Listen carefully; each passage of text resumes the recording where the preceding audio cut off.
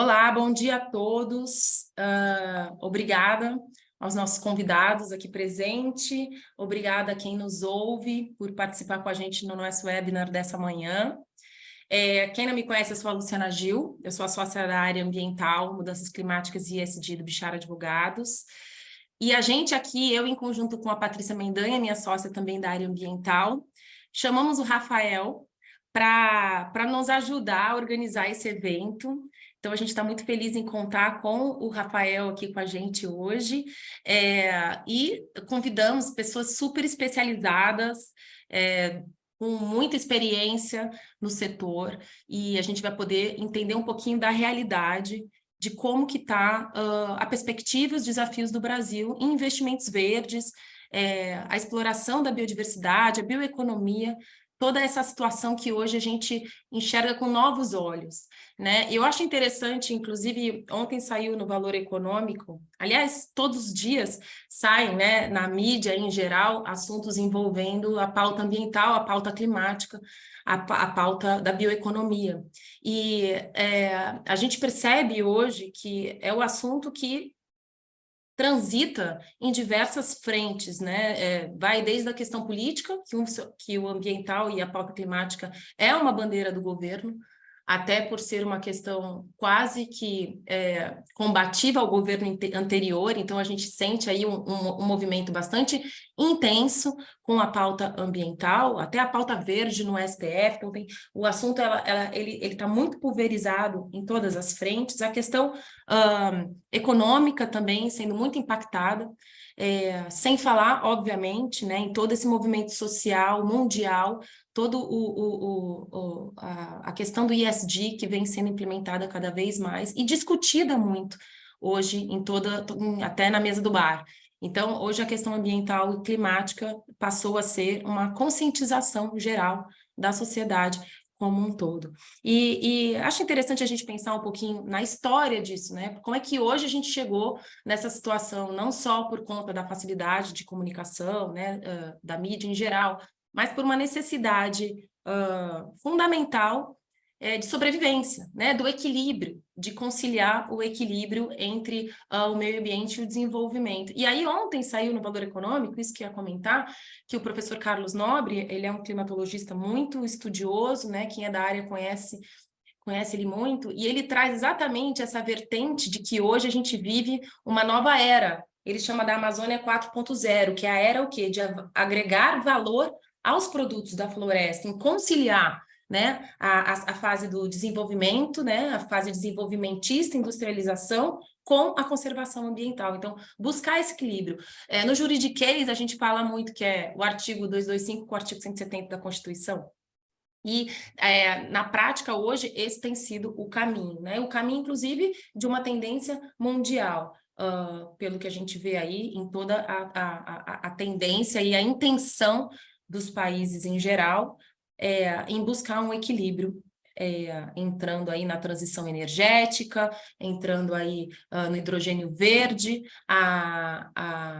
o próprio governo, o Ministério da Fazenda, prometeu lançar um pacote e ele chama de transição ecológica. Achei interessante, que a transição ecológica ela engloba tanto a transição energética, que a gente já sente muito hoje, né, com energias renováveis, solar, eólica, o próprio hidrogênio verde, e a bioeconomia está dentro dessa transição ecológica que a gente vive hoje. E aí o professor Carlos Nobre, ele fala assim, hoje o momento é de manter a floresta em pé, né? O próprio Lula vem com esse discurso que ele falou recentemente, até lá nos Estados Unidos, com o Biden, ele comentou, ele falou assim, olha, a gente precisa, é melhor uma árvore em pé do que uma árvore deitada. Parece bobo, mas eu acho que dentro desse contexto de mudança de tendência, né? Mudança de paradigma, é o que a gente vive hoje, uma nova era, uma era de equilíbrio, focado sempre na questão ambiental, social e econômica. Então, acho que esses são os pilares da bioeconomia. Eu não vou me me estender muito nesse assunto, vou passar a palavra aqui para os nossos convidados, até porque recentemente a gente teve a COP15, que trouxe muito a necessidade das metas, né, de redução, 30% de redução até 2030. A gente está com prazo apertado e a gente quer ouvir aqui dos nossos convidados como que isso na prática se viabiliza, como essa exploração da diversidade biológica brasileira, que é uma das maiores do planeta, não por acaso o Brasil hoje é tão demandado e está aí, né, no holofote do mundo. Então, eu vou passar a palavra agora para a Patrícia, para ela falar um pouquinho, já introduzir, fazer esse encaminhamento para o nosso primeiro convidado. Agradeço muito, desejo um ótimo evento para todos. E depois a gente entra para perguntas, esclarecimentos, e tentar fazer um pouco de integração com vocês, tá bom? Muito obrigada, Patrícia, a palavra é sua e um ótimo evento. Obrigada, Lu. Faço das palavras da Lu as minhas, agradecendo todos os nossos ilustríssimos convidados aqui. Eu sei que o tempo de todo mundo é difícil, é precioso, então parar um pouquinho para falar sobre esse tema de biodiversidade é sempre um prazer para nós. Então, muito obrigada. Eu vou passar a palavra para o nosso primeiro convidado, sem mais delongas, que é o Guilherme Teixeira. O Guilherme ele é diretor de consultoria ESG e fundos da NINT, e ele atende as principais instituições bancárias e investidores em ativos alternativos, né? O Guilherme ele é um dos maiores especialistas em riscos climáticos do setor financeiro da América Latina, e ele está à frente do projeto do TCFD, de incorporação, né, dessas recomendações do TCFD no setor bancário nacional via FEBRABAN desde 2018. O Guilherme ele é engenheiro de produção pela UFRJ e mestre em sustentabilidade pela FGV. E aí, para eu passar já, introduzir um pouco do que o Guilherme contribuirá aqui conosco, trazendo isso, puxando um gancho do que a Luciana comentou anteriormente, a gente está num momento histórico, econômico, talvez nunca antes visto, né, em termos de bioeconomia, biodiversidade, e trazendo assim, temas recentes e marcos recentes. A gente teve, no ano passado, como a Luciana bem disse, a COP15, né, e a celebração do Marco Global de Biodiversidade, né, com uma expectativa de 200 bi anual para ações em biodiversidade. É muito dinheiro, mas também é muita responsabilidade e muito compromisso dos países, dos investidores, dos bancos, de fazerem esse dinheiro ser aplicado de forma adequada, né? E não à toa, esse ano, na semana passada, foi aberta a consulta pública para atualização da estratégia do plano e as ações nacionais para a biodiversidade, né? Foi aberta até agosto, que a ideia é o governo federal se posicionar do ponto de vista de estratégia econômica, estratégia política, para conseguir incorporar esses ativos e mudar esse panorama econômico dos investimentos em biodiversidade. E aí, trazendo, assim, vendo esses dados recentes e como que isso tem crescido no mundo, uma publicação recente da Nasdaq, ela aponta que apenas nos 2 primeiros meses de 2023, janeiro e fevereiro, já se viu um aumento de 15% em ativos dos fundos de biodiversidade, né, em janeiro e fevereiro desse ano. E os fundos de biodiversidade, o Guilherme pode me corrigir depois se eu estiver falando alguma besteira, ele é apenas um segmento dos fundos ESG, né, que aumentaram 150% no ano passado, no mercado de ESG de ativos que já chega aí na órbita de quase 3 bi. Então, a gente está falando de muito dinheiro, tem algo a se fazer e tem uma necessidade também de gerar impacto, né, dos investimentos de impacto.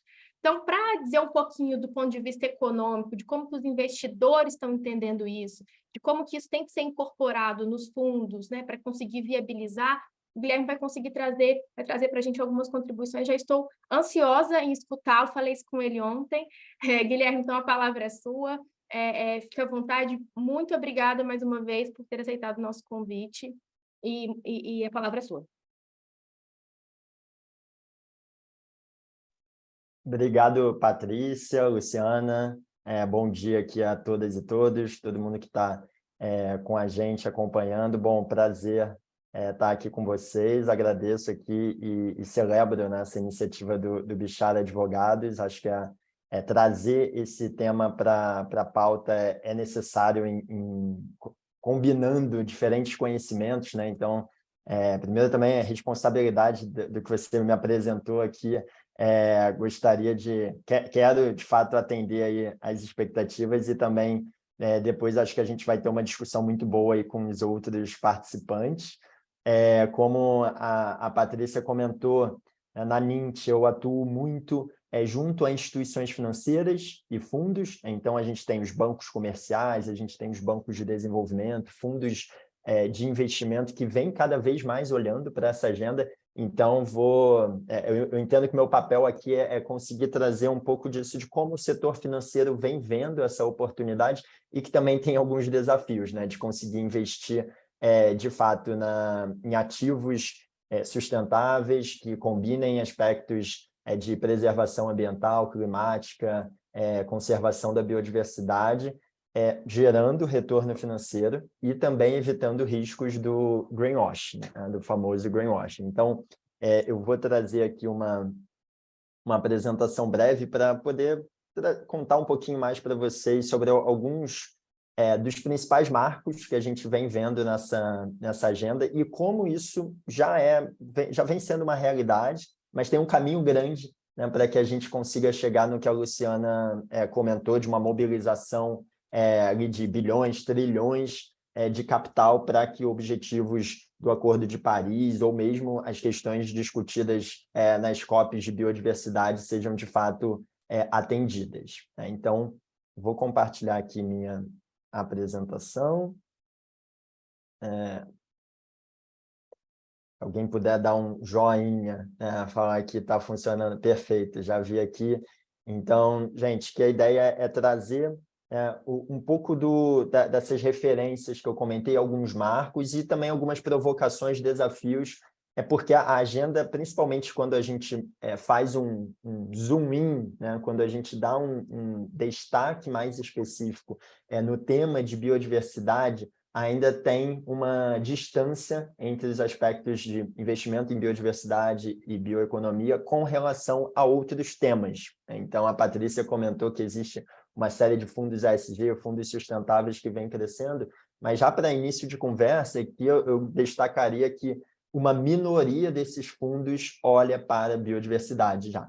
Então, acho que essa é uma mensagem que eu já busco deixar no início.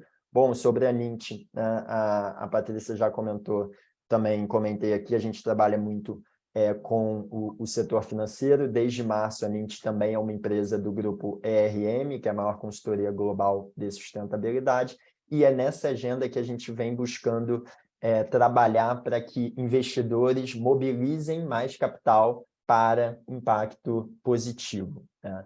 Então, aqui até a gente nem combinou isso não combinei com a Patrícia, mas ela já trouxe alguns dados de como foi o crescimento de fundos, o crescimento de dívida sustentável no mercado. A gente cada vez mais ouve sobre green bonds, né? Em 2015, eu recordo que a gente na Nint realizou com um banco o primeiro evento sobre o tema, né, de green bonds e era ainda algo um pouco obscuro. Hoje já é uma realidade do mercado, né? Então, o mercado nacional ele até atingiu já a marca de 200 bilhões de reais em dívida sustentável, né? Ou seja, os green bonds, os green loans, né? Empréstimos verdes, os social bonds, também toda essa agenda de sustentabilidade. E nos últimos 2 anos, a gente viu uma aceleração do mercado financeiro para estruturar produtos financeiros, ou seja, veículos, né? Formas de apoiar instituições que tenham algum compromisso com sustentabilidade, né? Mas antes de eu entrar nos marcos, referências, alguns pontos importantes aqui nesses 10 minutinhos, né? Eu acho que uma reflexão interessante que eu convido todo mundo a fazer e que não termina aqui nessa minha fala ou mesmo nesse workshop, nesse webinar, é o porquê, né? Por que os investidores vêm olhando mais para isso? Acho que tem um contexto geral muito bom que a Luciana já trouxe, de que a gente tem diferentes acordos globais, multilaterais, né? Então, o Acordo de Paris, as COPs de biodiversidade, acordos relativos a certas substâncias, produtos que devem ser vetados. Mais recentemente, a gente vê, inclusive, a União Europeia, que há poucos meses lançou uma diretiva, uma norma, né, para que empresas na União Europeia que tenham cadeia de valor de países com algum risco de desmatamento, essas empresas devem garantir alguma diligência, né? Ou seja, essas empresas devem evitar que os produtos que elas usam venham de alguma atividade relacionada a desmatamento. Isso é muito importante para mercados como o brasileiro, para a questão de bioeconomia, né? Então, tem todo um contexto multilateral,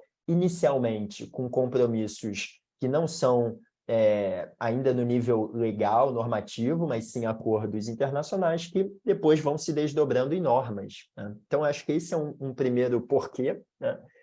Mas tem um outro porquê importante também, que é a oportunidade, né? Então, existe aí uma série de oportunidades de você investir, por exemplo, em ativos, em projetos que estejam alinhados à questão climática. Não só porque vai ser cada vez mais demandado para a gente viver em um mundo, né, que, independente dos nossos esforços, a gente já sabe que vai ter eventos climáticos mais extremos, mais frequentes. Então, quando você fala de empresas que conseguem lidar com esses eventos, são empresas mais resilientes do ponto de vista financeiro, que é o que o investidor, de fato, se preocupa, né? E também empresas que tragam soluções para lidar com isso, também vão ser empresas que vão ser cada vez mais valorizadas, né? Então, tem esses aspectos.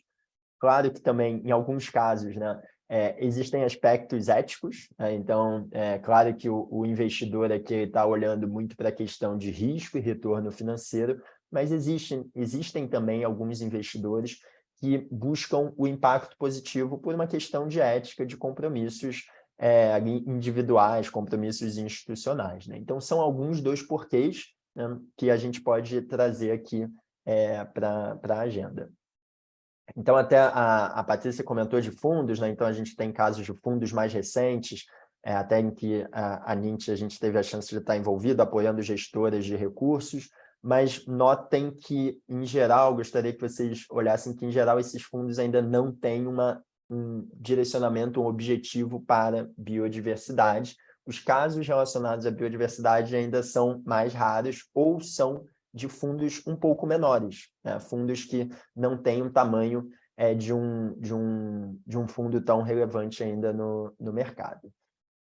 Mas, bom, a gente passou aqui do porquê, né? Agora a gente pode olhar para o que é, de fato, né, um projeto ou atividade considerada sustentável, né? Então, se a gente fizesse aqui um exercício, né, de perguntar para a Patrícia, para a Luciana, para os convidados que vêm a seguir, para vocês que estão aí nos assistindo, o que é uma atividade sustentável, certamente a gente teria uma diversidade enorme de respostas, né?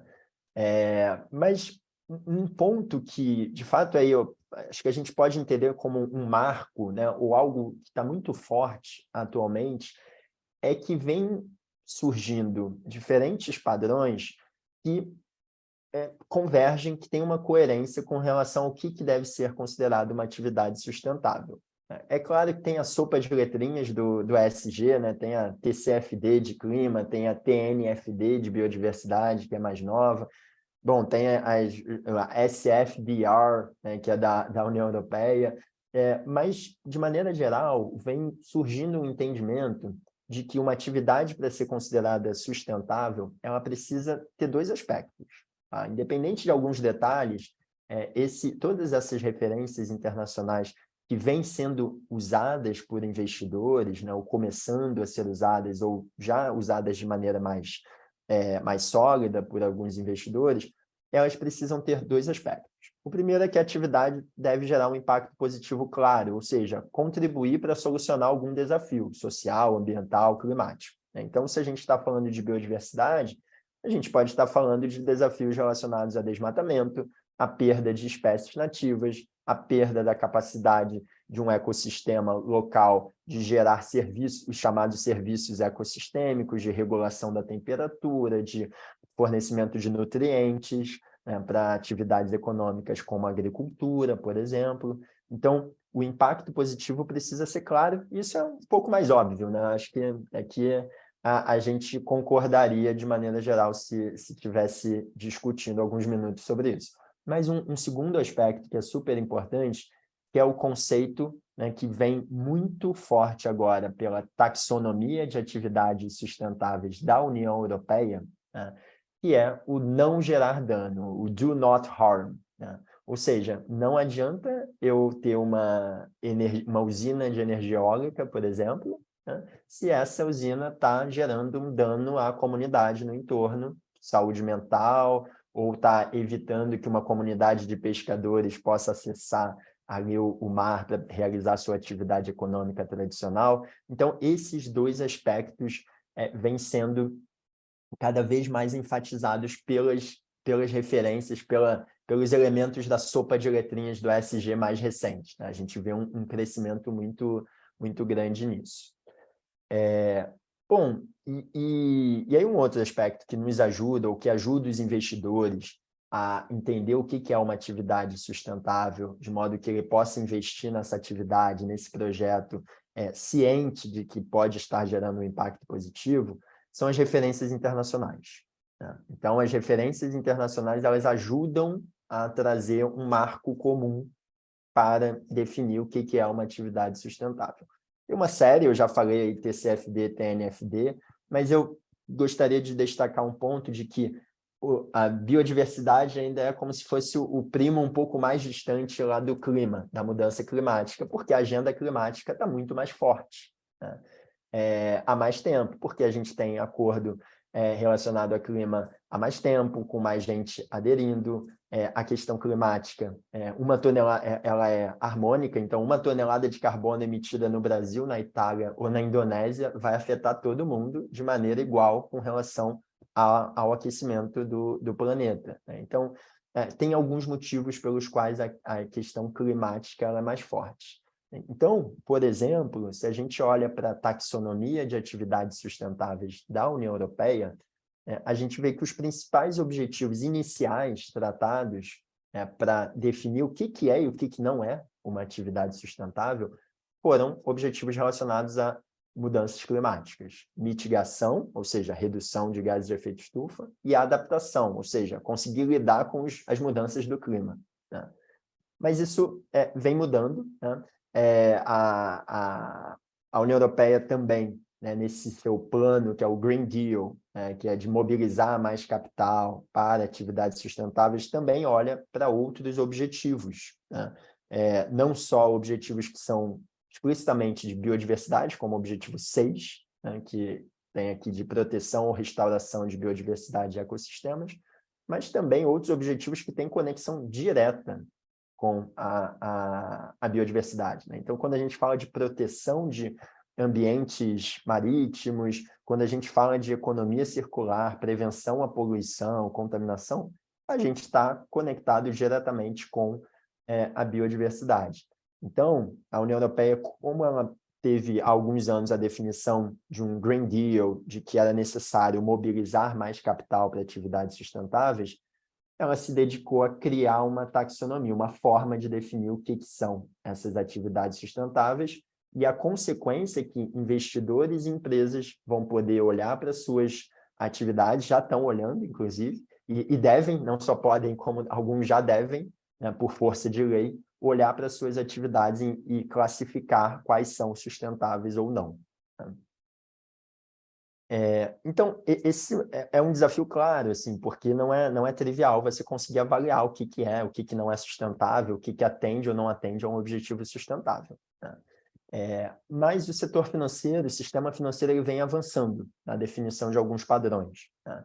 Então, quando a gente olha, por exemplo, para o mercado de dívida sustentável, que eu comentei no Brasil, que já atingiu no ano passado cerca de 200 bilhões de reais, a gente tem os Green Bond Principles, Social Bond Principles, Sustainability Linked Bond Principles, ou seja, uma série de padrões voluntários que ajudam a classificar o que são também essas atividades sustentáveis, né? Então, eu destaquei aqui, por exemplo, na agenda de títulos verdes, Green Bonds, né? Tem lá uma definição do que pode ser um projeto classificado como verde e que tenha conexão com a biodiversidade. Então, não só a conservação da biodiversidade em si, mas também gestão de recursos naturais, prevenção e controle de poluição, gestão de recursos hídricos, né? Isso tudo tem conexão com a biodiversidade. Então, projetos que tenham esse objetivo podem vir a captar recursos de operações chamadas rotuladas, né? Ou seja, operações classificadas como sustentáveis, sociais, verdes, seguindo esses princípios internacionais, né? Existem também operações que não precisam, de fato, ter um objetivo único específico, um uso de recurso direcionado, né, para um projeto, mas elas podem financiar metas, né, podem financiar a transição das empresas para práticas mais sustentáveis, né? Então, é o mecanismo de Sustainability Linked, né? Então, nesse caso, o investidor ele combina com a empresa, com o tomador de recurso, de que esse tomador de recurso vai se comprometer a atingir alguma meta e ele pode ter algum benefício financeiro quando ele atinge essa meta, né? Então, esse é um outro arranjo interessante. Aí, só para trazer mais para a realidade brasileira, né, esse é um mercado, como eu disse, já consolidado ou em consolidação aqui no Brasil, mas já não é incipiente há muito tempo. E o principal setor que aproveita esse mercado é o de papel e celulose, né, que tem muita correlação com biodiversidade, né, com o tema de biodiversidade. E aí, na prática, né, o que é uma empresa, o que um investidor, um banco, ou mesmo um fundo que adquire debêntures, títulos de dívida, né, o que ele olha na hora de, por exemplo, financiar aqui um Green Bond, um Green Loan, né, um projeto por meio desses mecanismos de dívida, né? Ele olha o uso de recursos, se ele está encaixado em alguma dessas atividades aqui. Também avalia processos, né? Como a empresa, de fato, consegue dizer que aquele projeto dela está alinhado a um desses usos de recursos, né? Também exige que a empresa tenha alguns processos financeiros para garantir que o capital que chega para ela, de fato, vai ser direcionado a esses projetos. E, por fim, é necessário alguma transparência, algum reporte com KPIs, indicadores, né, que são super importantes para você garantir que o impacto está sendo gerado, né?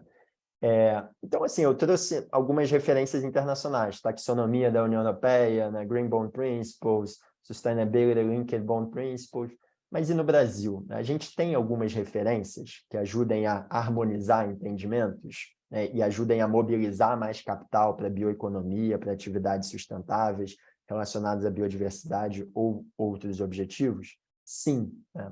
A gente tem principalmente a agenda regulatória avançando bastante nos últimos 1 ano e meio, 2 anos, né? Então, o Banco Central e o Conselho Monetário Nacional revisaram suas normas relacionadas à responsabilidade social, ambiental e climática, e também riscos, e abordaram, inclusive, a questão de oportunidades sociais, ambientais e climáticas, algo que não existia antes, né? A oportunidade de apoiar projetos sustentáveis. Então, isso para os bancos é uma agenda muito forte que pode ajudar a impulsionar capital para impacto positivo. E no lado de fundos, né, a CVM, a Ambima definiram regras recentemente também para definir o que um fundo deve ter para ser considerado sustentável, né? Então, isso foi principalmente para evitar a proliferação de fundos que se diziam sustentáveis sem ter boas práticas, evitando o que eu comentei de riscos de greenwashing no início, né? Então, o mercado ainda está se acomodando com relação a isso. Existem também iniciativas voluntárias, e aí destaco e convido vocês para olharem, porque são super recentes, né? Então, no ano passado, a Ambima lançou um guia para orientar com relação à oferta de títulos ESG, né? Ou seja, os títulos verdes, sociais, sustentáveis, né? É algo voluntário, orientador para o mercado, né? Mas foi já uma iniciativa bem interessante da Ambima. E, há poucos dias, a Febraban acabou de lançar um guia de dívida sustentável no Brasil, trazendo também a conexão entre essas referências internacionais e as práticas do mercado nacional. Então, isso olhando muito para a agenda bancária, né? Então, também convido vocês a olharem. O material está no site da Ambima, da Febraban, no site da NIT também, porque a gente apoiou essas duas iniciativas, e a ideia é que isso sirva para deixar o mercado cada vez mais bem orientado sobre o que pode ser feito, oportunidades, né, de financiar a bioeconomia e outros segmentos sustentáveis, e também para evitar riscos de greenwash.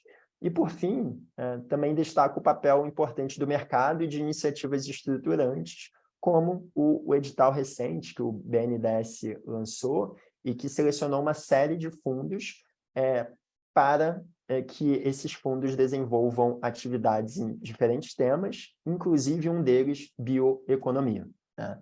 Então, aqui é o papel do BNDES como uma grande instituição ajudando a mobilizar o mercado, agentes privados, para a estruturação de fundos que tenham esse enfoque, né? Então, espero ter contribuído trazendo aqui referências internacionais, nacionais, um pouco da visão prática do setor financeiro, e passo a palavra e fico à disposição aí para conversar mais para frente.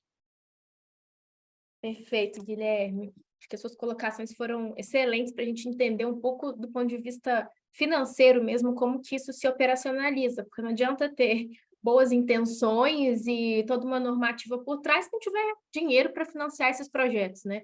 Então, acho que quando coloca isso como na prática, com concretude, fica mais claro para a gente entender. Eu estou cheia de dúvidas, então depois eu quero falar com você de novo, mas sem mais delongas para a gente conseguir escutar também os nossos próximos convidados. Vou passar agora a palavra para o Rafael. Rafael, de novo, obrigado por ter organizado o evento aqui conosco, para o Rafael conseguir passar a palavra para os próximos convidados. Obrigada. Pessoal, primeiro, brigadíssimo, obrigado a Patrícia, Luciano, Bichara por terem feito o evento. Eu dei só uma ajudinha aqui na organização. A gente precisa discutir isso, acho que a gente está num momento do país extremamente relevante. A gente está começando retomando, vamos dizer assim, uma discussão de política industrial, uma discussão de inovação, uma discussão de desenvolvimento, e esse tema que a gente está trazendo, ESG e biodiversidade, isso é extremamente importante de um ponto de vista estratégico para o país. A gente viu isso, acho que quem é do setor farmacêutico já está até cansado de escutar um pouquinho essa história, mas eu acho que é importante a gente trazer para todo mundo. A gente viu que na pandemia, quão fragilizados nós ficamos enquanto país com a questão dos insumos farmacêuticos, e a gente ignora muitas vezes a relevância desses insumos farmacêuticos de origem vegetal. A gente acha que são só os insumos farmacêuticos tradicionais de origem sintética que têm essa relevância. E isso é uma coisa, uma pessoa próxima a mim fala, que se tiver uma guerra, os brasileiros vão morrer de dor de barriga e gripe, porque a gente não vai ter antibiótico e antitérmico, basicamente, para tratar a população. A gente tem uma produção muito pequena desses insumos farmacêuticos, e isso é um problema que se estende para esses insumos farmacêuticos de origem vegetal. E por que a biodiversidade é relevante? Porque a gente tem um potencial de criação e de inovação e, consequentemente, de melhoria de qualidade de vida das empresas e, além disso, de ganho econômico muito grande ao aproveitar essa biodiversidade que a gente tem no Brasil, o país que mais tem biodiversidade dentro das fronteiras, vamos dizer assim. Então, esse evento, o objetivo é um pouquinho trazer essa relevância e vamos dizer assim, um paradigma de exploração dessa biodiversidade, mas de um jeito que seja sustentável dentro dessas práticas de ESG. A gente sabe que isso não vai acontecer sem capital, então o Guilherme trouxe muito bem isso, que a gente sabe o tanto que inovação é difícil, fase 1, 2 e 3, pós-registro, inovação propriamente dita no laboratório é muito difícil, a molécula nova, as hipóteses, etc. Ou então o uso de uma molécula antiga, uso novo. Então, a gente trouxe aqui um pouquinho esses especialistas para falar para vocês um pouco desse contexto. E eu queria apresentar o Norberto para vocês, que vai ser a próxima fala.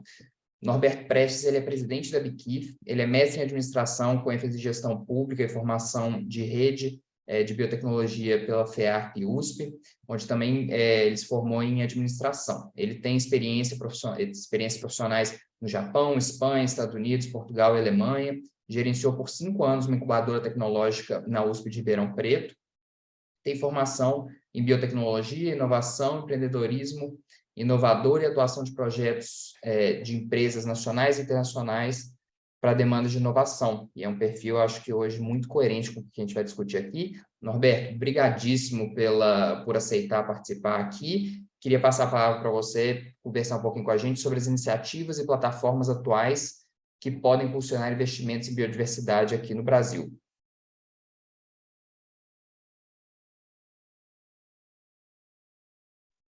Vamos lá, então. Bom dia. Obrigado, Rafael Arcuri, pelo convite. Obrigado também a Bishara, advogados, por ter feito o convite, a Luciana, a Patrícia, ter dado essa oportunidade. Saudar aqui os nossos palestrantes também, a Tati, conheço, o Guilherme pela apresentação. Eu acho que vou começar um pouco só falando uma reflexão, o que eu ouvi do Guilherme, né? Eu acho que o Brasil tem uma lição enorme sobre esse assunto ainda. Eu tô fazendo vou falar algo refletindo em cima do que o Guilherme falou, depois eu entro no meu assunto. Mas o brasileiro em si, o empresário brasileiro, ele ainda vê a questão de ESG, de sustentabilidade, etc., como um acessório ao negócio.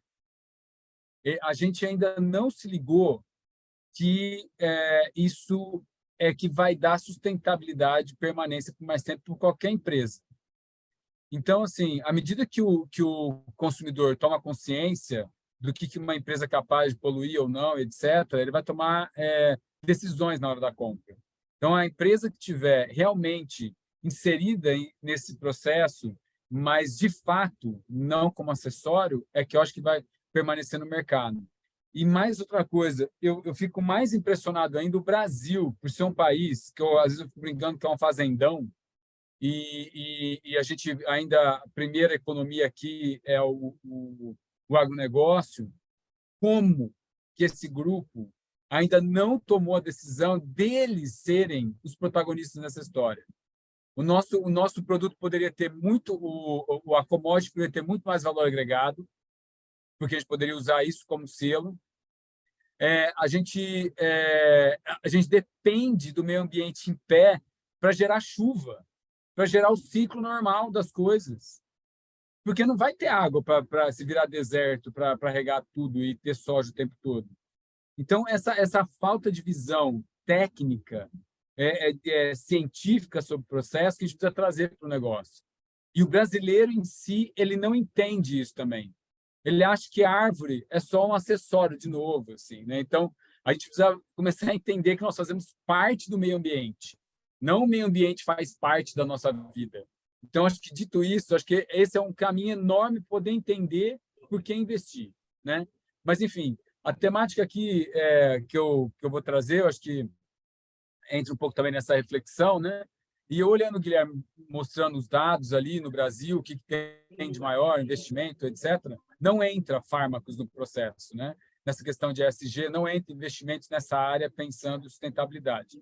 Então, acho que o que eu vou apresentar aqui, a Tati ela vai continuar, acho que na sequência, é um pouco dessa oportunidade, né? O que existe hoje que poderia ser investido em uma área que aparentemente não tem. A gente fica achando que o que vai usar de planta, né? O que a gente vai usar da biodiversidade é o chazinho, é o negócio que a avó faz para você, tal, etc. A gente cai muito nesse lugar e está errado. A gente conhece pouquíssimo, inclusive o papel da BIQIF daqui para frente, já faz 2 anos que está fazendo esse trabalho, mais 2 anos, acho 4 anos já, fazendo isso direto, está tendo muita repercussão, falar sobre sensibilizar o público, tanto o público geral, a sociedade, quanto os pacientes, quanto médicos e o governo e os empresários a respeito dessa oportunidade que nós vamos apresentar aqui hoje. Bom, só para vocês terem uma ideia, o Arcuri falou rapidamente aí do que nós passamos durante a pandemia. Talvez não é todo mundo que conhece, mas deve ter ouvido falar bastante na televisão, IFA, né? Insumo farmacêutico ativo. Eu brinco até que minha mãe passou a entender o que eu faço na minha vida, né? Porque à medida que ela ouviu na televisão o que era IFA, ela falou: nossa, meu filho realmente ele trabalha e tal. Enfim, aí a gente transformou esse assunto em um assunto mais comum, o que é ótimo. A gente pode falar sobre os reais problemas que o país pode enfrentar em relação à saúde pública no país, né? No Brasil. Bom, só para vocês mostrarem o tamanho da nossa fragilidade, o Brasil hoje ele importa 95% aproximadamente dos insumos que ele consome para a produção de medicamento aqui dentro.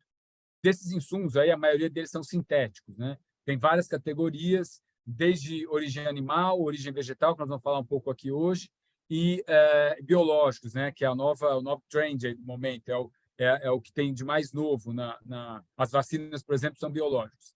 E se vocês olharem aqui os números e a quantidade de farmoquímicas que existem no mundo, vocês podem observar que a concentração na China é gigante, porque tiveram ações políticas públicas 30 anos, 20 anos atrás, que levaram várias farmoquímicas do mundo inteiro a se instalar na China, e hoje a China é a maior potência produtora de insumos do mundo.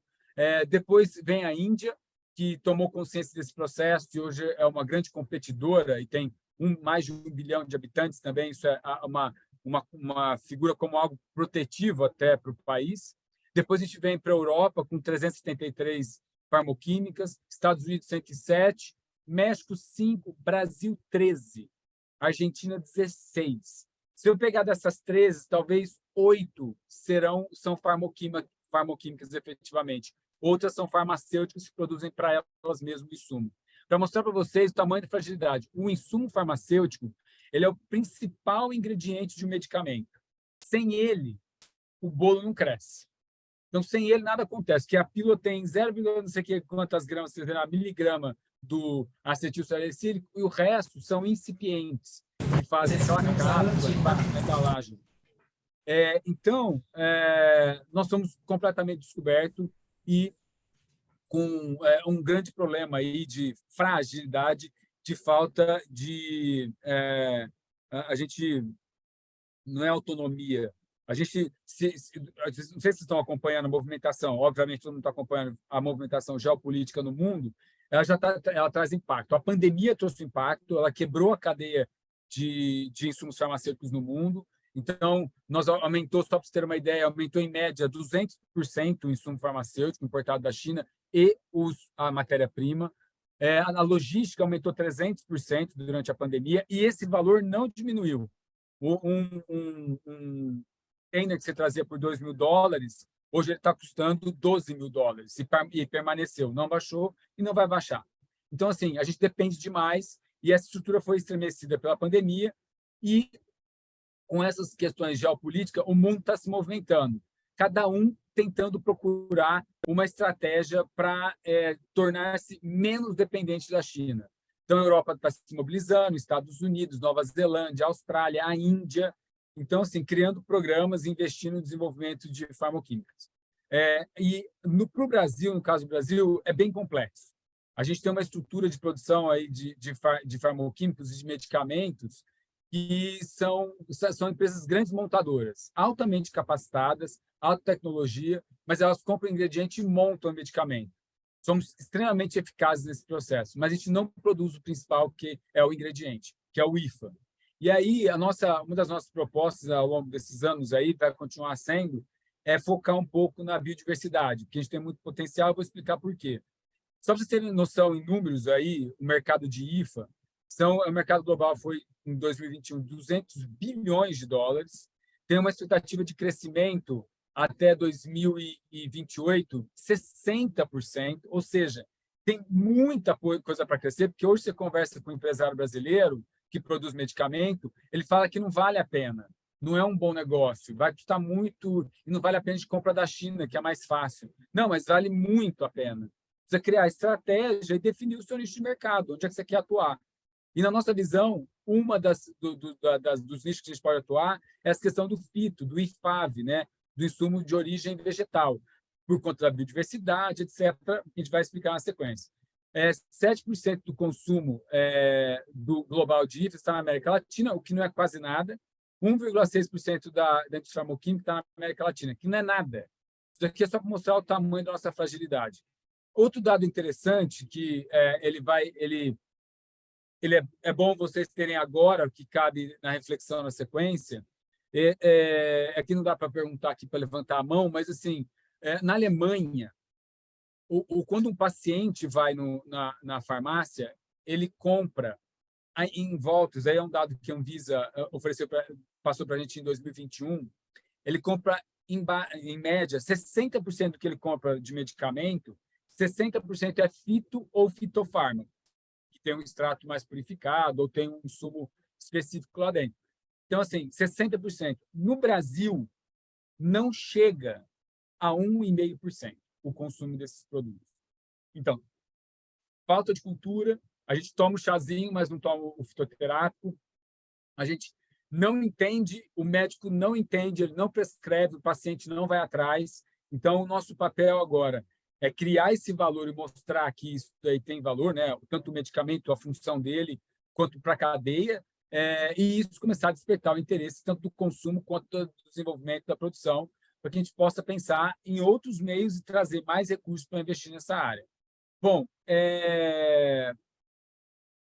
só para também contextualizar, não sei o tanto que todo mundo aqui é familiarizado, mas quando você vai produzir um IFA sintético de um medicamento qualquer um que toma para o coração, para baixar pressão, enfim, um remédio de dor de cabeça, qualquer um.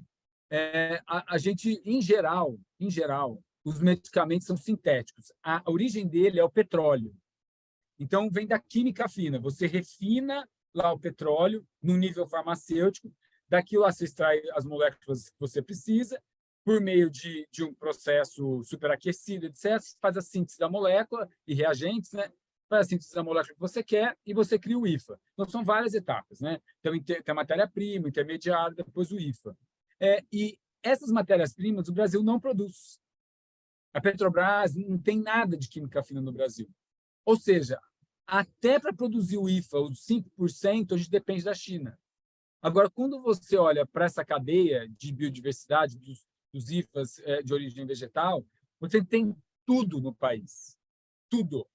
Você tem capacidade tecnológica para o desenvolvimento de novas moléculas, você tem capacidade produtiva, porque temos empresas que fazem isso, você tem solo para produzir a matéria-prima, e você tem uma biodiversidade que é a maior do mundo. Eu acho que a Tati vai mostrar. Nós temos 20% da biodiversidade mundial que é inexplorada, basicamente. Então, assim, dentro do país, você consegue atender a todas as etapas da cadeia. Também não sei o tanto que vocês estão familiarizados, mas só para ter uma ideia, uma coisa é o extrato vegetal. A Tati pode explicar melhor depois.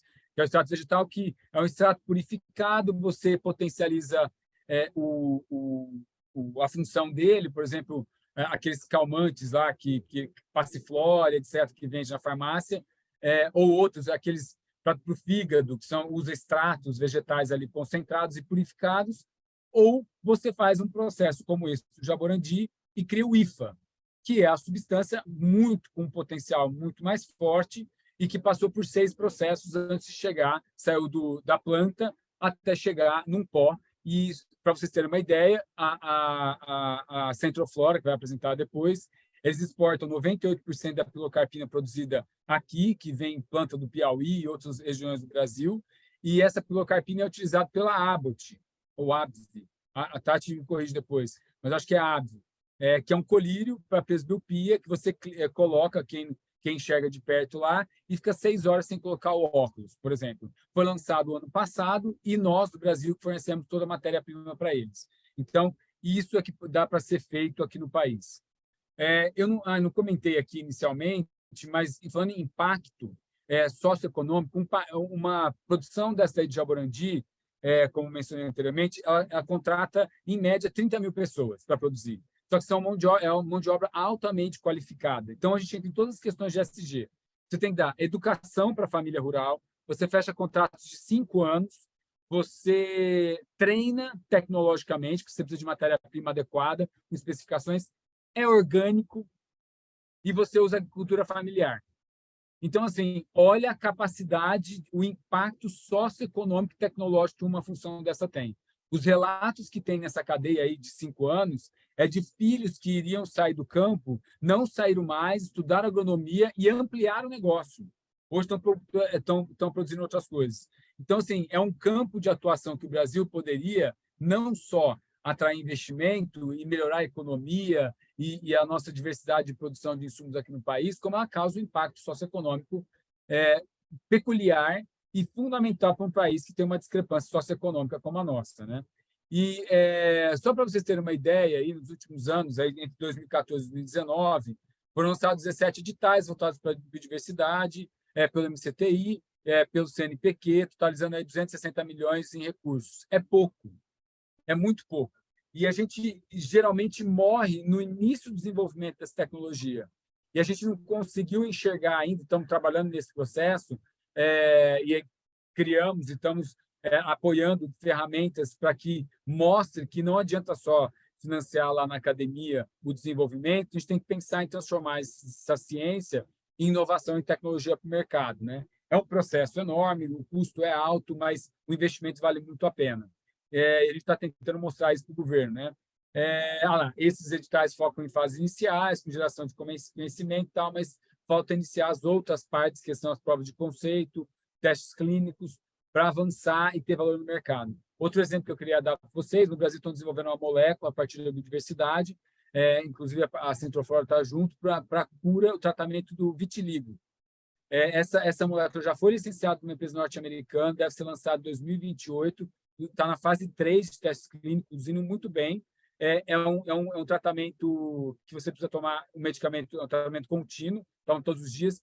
2% da população tem vitiligo, e o primeiro ano está previsto 6 bilhões de dólares de faturamento. E o Brasil vai ganhar royalties disso desenvolvido aqui a partir da nossa biodiversidade. Daí um exemplo pequeno do que a gente pode fazer. Bom, outra coisa de financiamento, né, aqui no Brasil, que a gente está trabalhando, são os editais aí que vocês citaram no início, a Luciana citou no início, falando dos fundos ou do olhar, ESG, o mundo querendo investir nisso, energia limpa, etc. Tanto a produção de IFA sintético, a gente pode falar que precisa de muita energia, nossa energia limpa pode ser um fator competitivo, quanto esse grupo agora, a gente está conseguindo captar recurso do Fundo Amazônico para tentar produzir medicamento. E a gente também está trabalhando com o Ministério da Saúde para inserir na lista de medicamentos do SUS medicamentos fitoterápicos, né? Eu não sei aqui o tanto que vocês utilizam, mas tem uma pomada, por exemplo, que é a Immunomax, que serve para herpes. Ela atua muito mais rápido que a ciclovir. E aí, quem fala disso? A gente sempre acha que o fitoterápico ou qualquer coisa de extrato natural não tem muita função. Então, assim, a gente começar a observar isso. Outro ponto que eu queria destacar é o acelerador de partículas aqui. A gente tem uma base de desenvolvimento científico muito boa. E a gente está, aqui, em parceria com a Apex Brasil, que é uma agência para atrair investimento e levar as empresas para exportarem, a gente, por meio de um convênio que nós temos com eles, nos últimos 4 anos, 5 anos, a gente está promovendo a nossa estrutura científico-tecnológica, o que já existe de empresa aqui, o que está sendo desenvolvido a partir da biodiversidade, lá fora para atrair investimentos, né? E aí o acelerador de partículas, esse aqui é um exemplo, tá abrindo portas bastante importantes aí para acelerar a descoberta de novas moléculas a partir da biodiversidade. É o maior acelerador de partícula do mundo, que agora está trabalhando com o Ministério da Ciência e Tecnologia, lá com o CNPq, para que a gente consiga trazer, criar um portfólio muito maior dessas moléculas, para depois passar para as outras etapas, que são os testes sobre a eficiência e eficácia para tratamento de algumas doenças que não existem. Tratamento, né, para doenças que ainda não existem. Uma ferramenta que eu gostaria de destacar para vocês é a Nova Fito Brasil, não sei quantos vocês conhecem, foi desenvolvida pela Centroflora, junto com a Anvisa, a Fiocruz está nesse processo, a Biominas, a BIC está apoiando essa iniciativa.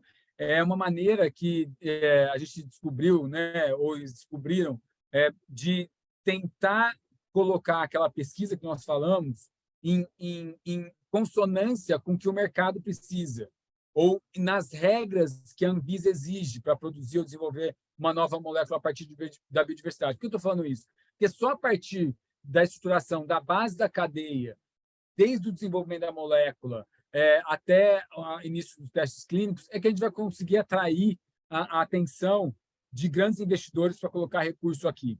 Isso é uma das etapas mais desafiadoras para a gente, porque a academia está muito desconecta do mercado. Nós não temos um grupo de startup forte aqui que justifique investimentos de venture capital, de seed money nesse processo. Então, o nosso trabalho é isso.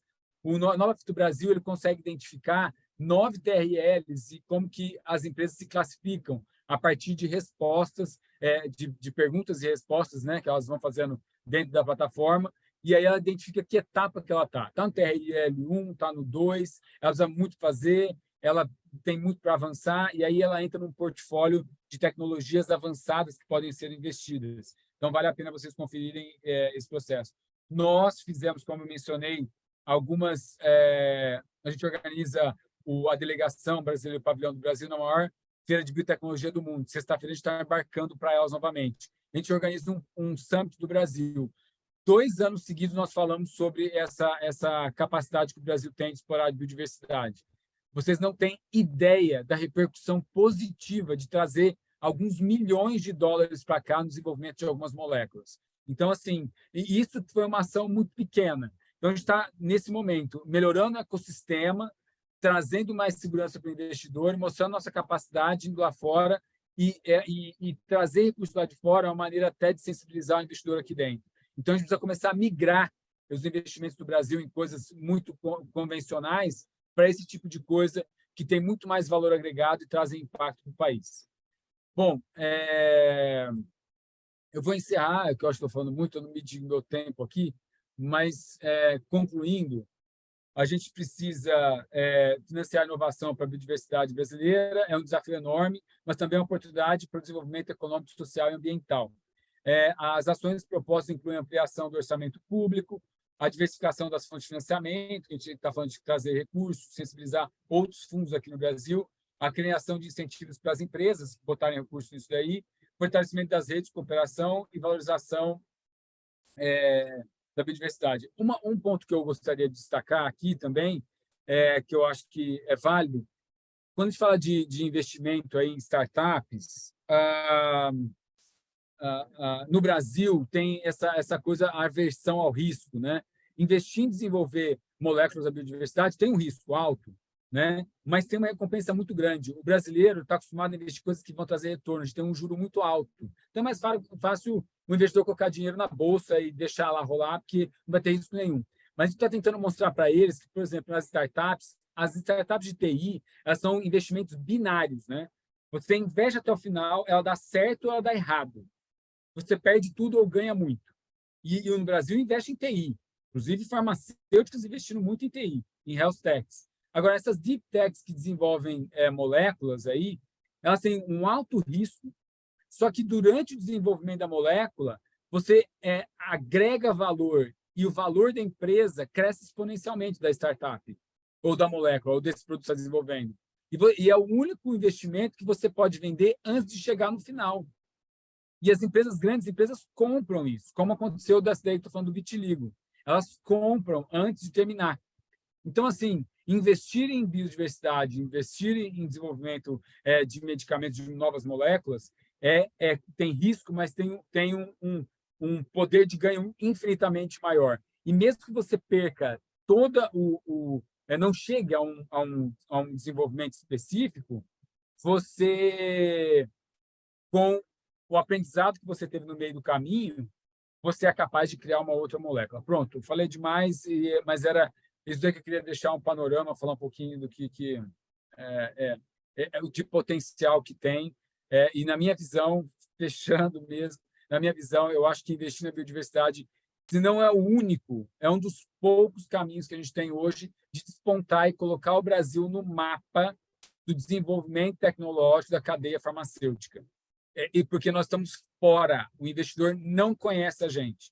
E aí a gente tem aqui a missão de sensibilizar o empresariado, a sociedade brasileira, que isso tem muito valor, e mostrar lá de fora que a gente tem competência tecnológica e coisas para serem investidas aqui dentro. É isso. Obrigado, gente. Norberto, acho que eu passava aqui um dia escutando sobre isso, porque, assim, realmente eu acho esse tema extremamente relevante. Esses dados que você trouxe da Alemanha, 60% dos medicamentos são vendidos ou são fitofármacos ou são de origem vegetal de alguma outra forma. Isso é extremamente relevante. A gente fica com essa ideia de que remédio de plantinha não é tão eficaz. Não, passou pelos estudos, é tão eficaz quanto. E isso... Qual que é a biodiversidade que a Alemanha tem? Assim, óbvio, a Alemanha tem vários méritos tecnológicos, industriais, etc., mas eles não têm uma fração do que a gente tem, e eles estão com essa potência aí.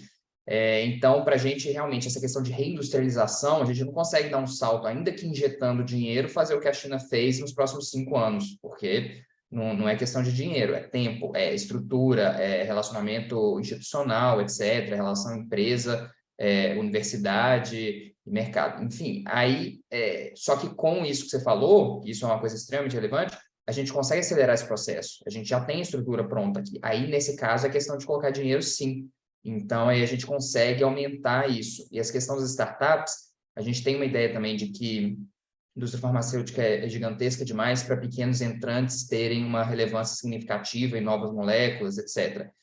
E não é assim. A gente tem determinados casos, que você trouxe aí das startups também, que conseguem ter produtos inovadores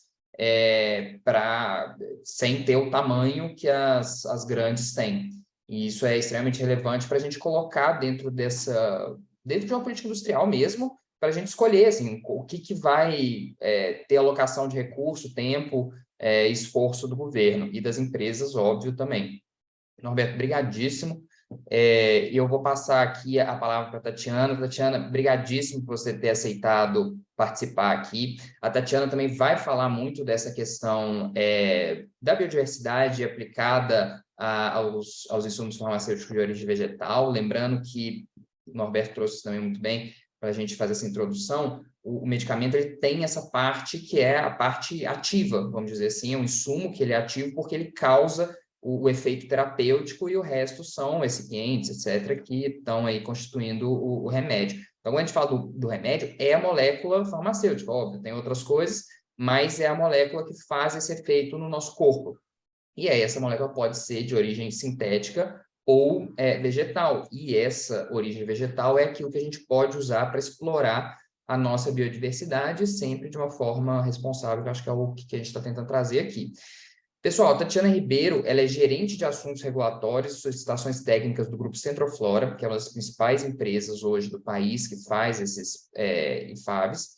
Ela é membro do conselho da Bifisa, farmacêutica bioquímica com pós-graduação em gestão de projetos, tem mais de 22 anos de experiência na área de assuntos regulatórios, trabalhando com empresas do setor farmacêutico, medicamento, cosméticos, insumos ativos, tem experiência com assuntos regulatórios, meio ambiente, pesquisa clínica, farmacovigilância e informações médicas, assessorando os outros departamentos para que esteja em conformidade com a legislação vigente. Então, ela tem um currículo muito bom para tratar um pouquinho aqui do nosso tema, que vai ser as principais dificuldades para a operacionalização de projetos em biodiversidade, porque um pouco é isso.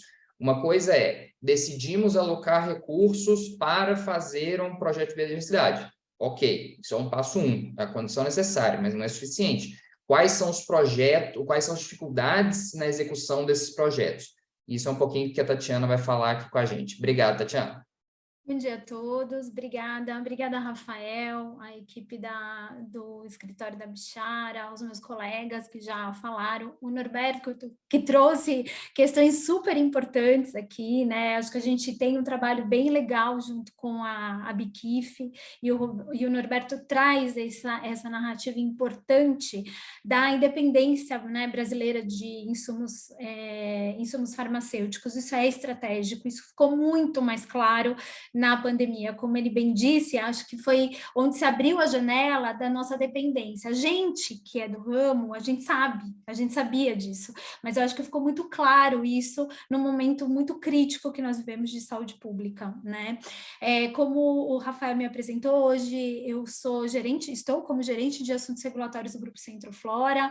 O Grupo Centroflora é uma empresa nacional de mais de 60 anos no mercado que produz insumos farmacêuticos ativos vegetais, né? Então, estamos no grupo de produzir os insumos ativos vegetais, comercializamos para a indústria farmacêutica, que coloca como ingrediente ativo dos seus medicamentos, principalmente os medicamentos fitoterápicos. Nós temos o grupo de medicamentos fitoterápicos, medicamentos específicos que associam os vegetais a vitaminas e minerais, mas basicamente a Centroflora, ela fornece esses ativos vegetais. Nós temos 3 sites fabris e um deles é o que trabalha o projeto do Jaborandi, que o Norberto muito bem trouxe. Eu também vou trazer um pouquinho para vocês sobre ele. É um projeto de biodiversidade importante e que traz, muito antes de se falar de ESG, a Centroflora já vivia, já respirava os conceitos do ESG, e eu vou mostrar isso para vocês, né? Só que no início a gente vai falar um pouquinho de uma forma bem breve, histórica, sobre a questão da biodiversidade, a lei, a antiga medida provisória, a atual lei vigente, e o que é de fato? Onde de fato tem essa dificuldade que o Rafael citou? Está realmente focada na lei da biodiversidade, o que a gente tem que cumprir nela, ou existem outros entrantes que a gente também viu claramente acontecendo na pandemia? E eu vou trazer um pouquinho para vocês, para a gente pensar e refletir se o problema está na tão falada lei da biodiversidade, para a gente desenvolver projetos, né, desse escopo no Brasil. Eu vou pedir para vocês me ajudarem com a projeção da minha apresentação.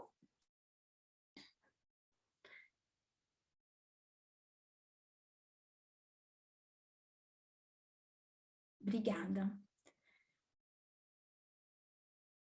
Pode ir. Muito bem. Então, aí eu trago brevemente, a gente não vou entrar nos detalhes, né, da legislação em si, mas tudo começou em junho de 2000, quando a gente teve a primeira legislação brasileira que tratou da biodiversidade, seus direitos e obrigações para o acesso a esse patrimônio genético e a sua proteção. Na sequência, nós tivemos a medida provisória em 2001, foi uma medida provisória, talvez, não sei se é a melhor palavra, mas trouxe, né, foi traumática, ela trouxe exigências que foram rígidas, burocráticas, desencadeou muita crítica por parte do setor, né, e ao mesmo tempo crítica também daquela turma, os povos e as comunidades tradicionais que queriam uma maior participação em relação ao que estava sendo estabelecido. Ali foi estabelecido o Conselho de Gestão do Patrimônio Genético, então CEGEM.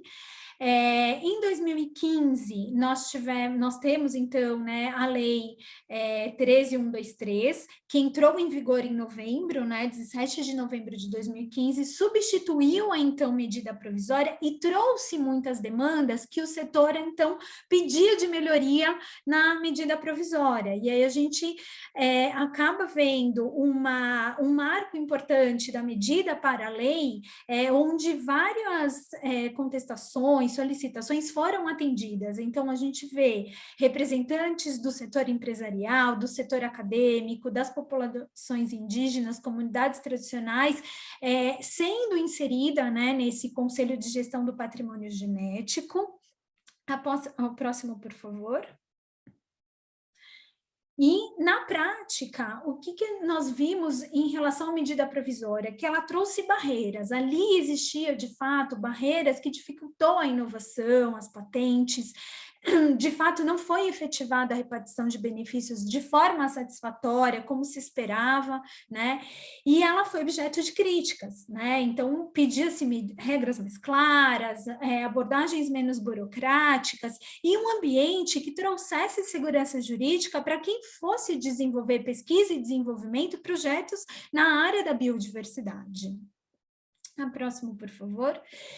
Então, acontece a lei, né, 13.123 de 2015, e a gente se depara ali com um novo cenário, onde a autorização prévia foram substituídas por um cadastro na fase de pesquisa. Então, se antes era necessário uma autorização prévia, o que a lei trouxe, a lei vigente? O cadastro. Então, é necessário ser feito um cadastro no sistema para a fase de pesquisa e desenvolvimento, uma notificação antes do início da exploração econômica de um produto acabado ou de um material oriundo do patrimônio genético. A repartição de benefícios, ela é um fato que acontece somente na comercialização dos produtos. Então, quando o produto oriundo da biodiversidade, ele é comercializado e gera lucros, existe, então, a necessidade da repartição de benefícios. Empresas como, por exemplo, as microempresas ou empresas de produtos intermediários, como é o caso da Centroflora, que produzimos insumos, e esse insumo será transformado pela indústria farmacêutica num medicamento. Então, o lucro virá do medicamento, a Centroflora, ela não é uma repartidora de benefícios, mas a indústria farmacêutica que comercializa nas farmácias o medicamento que veio da origem, teve a planta, né, da biodiversidade, ela tem que exercer a repartição desses benefícios. Então, a gente vê, né, a necessidade desse cadastro no Sistema Nacional de Gestão do Patrimônio Genético e do Conhecimento Tradicional Associado para desenvolvimento dessas pesquisas. Próximo, por favor. Foi indicado a União como a beneficiária, né, da repartição de benefícios, no caso do patrimônio genético, e no caso do conhecimento tradicional associado, ou seja, é de conhecimento que aquela comunidade acessa ou utiliza, né, aquela planta para determinada situação de tratamento. Então, quando você usa o conhecimento da comunidade indígena que já utilizava aquilo, você está fazendo um acesso ao conhecimento tradicional, né? Então, o beneficiário do acesso ao conhecimento tradicional são os povos indígenas, e isso foi determinado também na atual lei vigente. Como eu disse, microempresas, empresas de pequeno porte, agricultores tradicionais e as empresas, essas empresas que têm uma receita bruta determinada na legislação vigente, ali tem, né, qual é a porcentagem de repartição necessário, e outras são aquelas que são excluídas das obrigações da repartição, está ali prevista na legislação. E o produto intermediário, assim como os recipientes e matérias-primas, eles não são objeto de a empresa de repartir os benefícios, somente o produto acabado. Então, de toda a cadeia, somente o medicamento, quem comercializa o medicamento, será, então, o agente responsável pela repartição do benefício, desde que o medicamento venha de uma planta proveniente e comprovada da biodiversidade brasileira. Então, quando eu olho como um cenário como esse, eu posso entender que todo fitoterápico que está na farmácia, ele tem que repartir benefícios? Não, você só reparte benefícios para quando você tem um fitoterápico que vem da biodiversidade brasileira. E nós temos várias espécies que vêm da biodiversidade brasileira, como, por exemplo, a espinheira santa, o guaco. Então, desde que provenientes, eles são passíveis de repartição de benefícios. A próxima. Foi instituído também na lei vigente o Fundo Nacional de Repartição de Benefícios de natureza financeira vinculado ao Ministério do Meio Ambiente. E no caso de exploração econômica do produto ou do material reprodutivo originado do conhecimento tradicional, o depósito no fundo será de 0,5% da receita líquida, e no caso não do conhecimento, mas sim do próprio produto, será um valor de 1% até 0,1%, de acordo com o acordo setorial da renda líquida obtida da venda do produto acabado. Então, a gente vê, né, comparando a medida provisória que trouxe aquele impacto em relação a tão restritiva que ela era, a gente vê uma flexibilização, principalmente em relação à vigência da medida provisória. Então, na vigência da medida provisória, multas aconteceram, e então a legislação vigente agora, ela traz uma isenção de 100% do pagamento de multas por irregularidades, no caso da bioprospecção e desenvolvimento tecnológico, a isenção de até 90% das multas, e o saldo remanescente pode ser revertido em projetos. Então, a gente também vê uma flexibilização com a chegada da legislação vigente lá de 2015. Próximo. Então, com isso, né, eu vivi, como eu tenho uma carreira em assuntos regulatórios um pouco longa, eu vivi a parte da medida provisória, e ali, nas empresas que eu trabalhei, nas indústrias farmacêuticas que eu trabalhei, eu via a preocupação, né, da diretoria, de todos os acionistas em relação a desenvolver um produto, ter este produto em portfólio e como seria essa repartição de benefícios, né? Então, ali a gente viu uma repulsa em relação a esse desenvolvimento de projetos que envolvesse a biodiversidade brasileira, né? O setor empresarial, ele não olhava com bons olhos quando se considerava tudo que a medida provisória trazia. Então, com o tempo e com a legislação sendo modificada, sendo mais flexível e olhando de uma forma que fosse amiga de um novo projeto, a gente consegue ver uma evolução em relação a isso. E hoje, o Conselho de Gestão do Patrimônio Genético, a gente vê que a visão dele é fazer com que o Sistema Nacional de Acesso e Repartição seja uma ferramenta de desenvolvimento econômico, social, cultural e ambiental do país, proporcionando uma conservação da biodiversidade, mas não deixando que seja o grande impeditivo do desenvolvimento desses projetos. Então, eu trago para vocês aí no próximo slide o que é isso na prática, né? Porque quando a gente olha a teoria, a gente fica pensando, e como é na prática isso, né?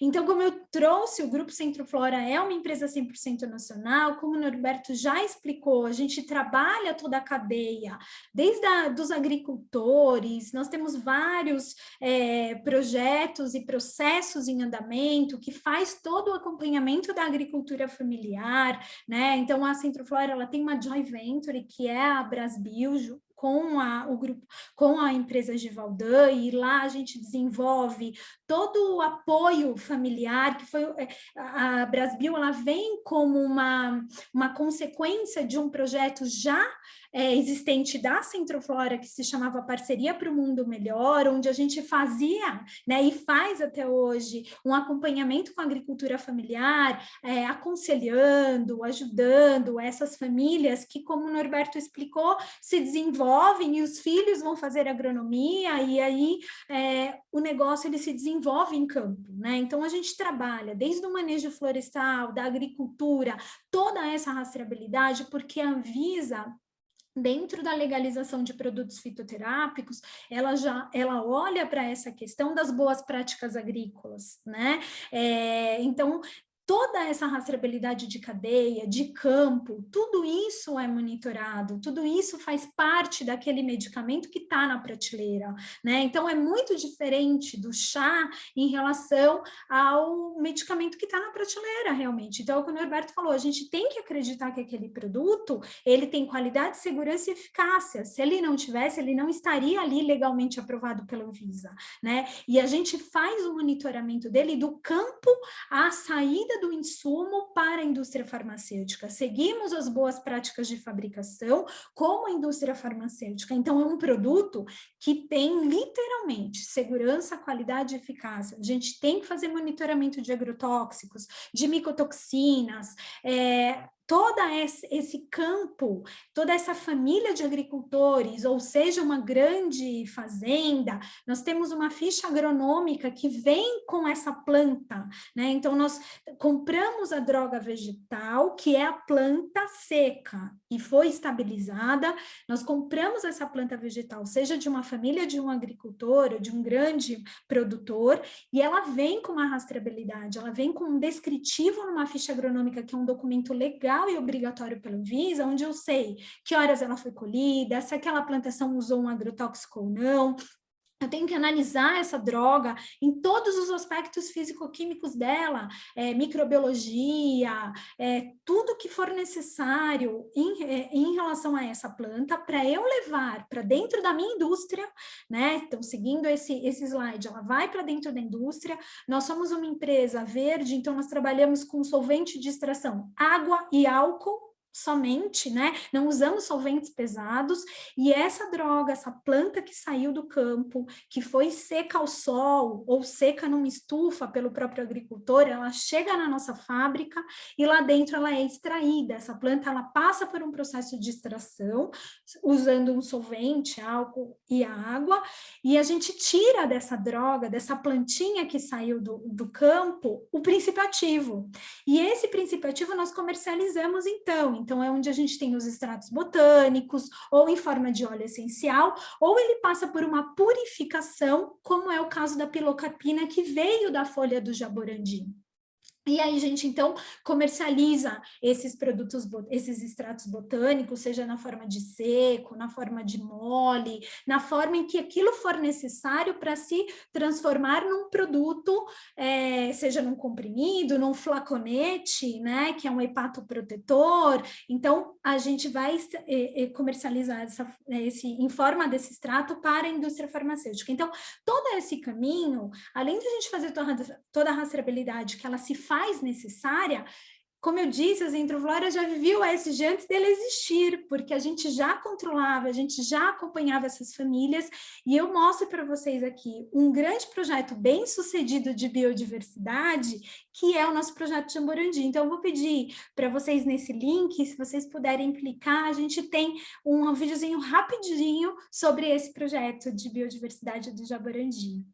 Bom, então, infelizmente a gente não conseguiu ver, eu acho que é importante, eu convido a todos a assistirem, porque é um vídeo realmente que tem um impacto, onde a gente vai ver a família trabalhando, né, nesse projeto. Então, o projeto Jaborandi, embora a Zentroflora, então, esteja enquadrado no grupo de fabricantes de produtos intermediários, onde não é necessária a repartição de benefícios, a gente segue com investimento em ações monetárias e não monetárias na cadeia, né? Recentemente, nós tivemos um encontro da sociobiodiversidade da cadeia do Jaborandi, né? Então, nós tivemos representantes da Fiocruz Farmanguinhos, do Ministério do Desenvolvimento Agrário e da Agricultura Familiar. Nós tivemos um grupo, né, de representantes, onde a gente se reuniu para discutir ações a serem tomadas e planejar as ações sustentáveis em possíveis riscos que essa cadeia pode apresentar, né? E esse foi um diagnóstico custeado pela Zentroflora e solicitado ao Instituto Flora Vida, né, que é uma entidade privada sem fins lucrativos e que trabalhou fazendo um diagnóstico com as famílias envolvidas no projeto Jaborandi, e com esse diagnóstico, esse estudo acontecendo, foi realizado uma reunião, um encontro para estudar ações. Então, independente de a gente ser um grupo e pela lei, a gente não precisar repartir benefícios, a gente se preocupa com as ações socioambientais do projeto em si, né? Próximo, por favor. Então, quando a gente pensa nessa regulamentação, o que eu vou trazer para vocês é um cenário um pouco diferente de tudo que a gente pensa. Então, assim, quando a lei da biodiversidade, ela deixa de ser a dificuldade, né? Diante de um crescimento de produtos ilegais que a gente tem no mercado. Essa tem sido a grande ameaça dos nossos projetos, né? Então, vocês verão agora no próximo slide que a gente tem um arcabouço regulatório muito consistente por parte do órgão regulador. A Anvisa, ela tem muito bem determinado o que é medicamento fitoterápico, que são medicamentos específicos, quem são os suplementos alimentares e quais são os medicamentos da medicina tradicional chinesa. No entanto, no próximo slide, a gente vê que no Covid, na pandemia, ocorreu um crescimento muito grande de compra de produtos, de medicamentos pela internet, né? 100% das pessoas, conforme os dados do IQVIA, compraram pelo menos um produto das categorias pela internet, seja medicamentos sob prescrição médica, sejam medicamentos relacionados ao tratamento da Covid, seja um produto isento de prescrição, que são os OTCs, ou qualquer outros produtos que não estão relacionados com a Covid, mas existiu um crescimento muito grande de compra de medicamentos e de outras categorias de produto pelo e-commerce. E com isso, a gente vê que a venda de produtos fraudulentos se intensificou muito. Produtos com ativos de origem natural têm sido alvo de recorrentes práticas fraudulentas, então a gente sabe que um medicamento para estar na farmácia, ele tem que passar pelo rigor da avaliação da Anvisa, do ponto de vista de qualidade, segurança e eficácia, e isso gera tempo, como disse o Rafael, principalmente produtos que são novos, que precisam passar por estudos, todas as fases, e requer um tempo para que esse produto seja registrado e seja colocado no mercado. A gente tem, em contrapartida, um grupo de pessoas que simplesmente colocam aquele produto e intitulam ele como um suplemento alimentar isento da necessidade do registro e colocam esse produto no mercado. Pode ir para o próximo, por favor. E o que a gente vê? A gente vê, de fato, produtos que deveriam estar registrados ou que vieram da biodiversidade brasileira e precisavam de repartição de benefícios quanto o seu produto acabado, sendo colocado à venda por vários canais digitais, onde a Anvisa tem trabalhado fortemente para recolher esses produtos, mas é uma quantidade infinita. Quanto mais a gente verifica o recolhimento por parte da Anvisa, um número maior cresce. Podemos ir para o próximo. E aqui eu trago como exemplo um artigo que foi publicado pela Ana, que é da Bifina, onde foi levantada a questão do chia amarelo, que é uma espécie da biodiversidade brasileira, né? E que, de fato, usado por povos indígenas, utilizados para controle de colesterol por eles e tudo mais, e a gente vendo esse produto sendo comercializado nas plataformas digitais, até intitulado como medicamento da medicina tradicional chinesa. E um produto da medicina tradicional chinesa tem que estar comprovado ser de origem da utilização da medicina tradicional chinesa em compêndios da farmacopeia chinesa. Então, um produto de espécie da biodiversidade brasileira não pode ser nunca ser intitulado como um produto da medicina tradicional chinesa. E são esses caminhos que eles têm utilizado para colocar espécies da biodiversidade brasileira em comercialização, produtos que, quando analisados, possuem, por exemplo, 27% de matérias estranhas, sendo que a farmacopeia permite somente 5 de matérias estranhas. Então, a qualidade desse produto consumido também coloca em risco a saúde da população brasileira. Então, é um caso de saúde pública grave e muito mapeado. Então, acontece isso colocando a qualidade, né, a qualidade de baixa qualidade, colocando ao risco a vida da população, e, em contrapartida, também ferindo a lei vigente de acesso ao patrimônio genético, onde deveria ocorrer a repartição de benefícios. E só um dado que é público, está no site da Anvisa. O ano passado foram 57 publicações com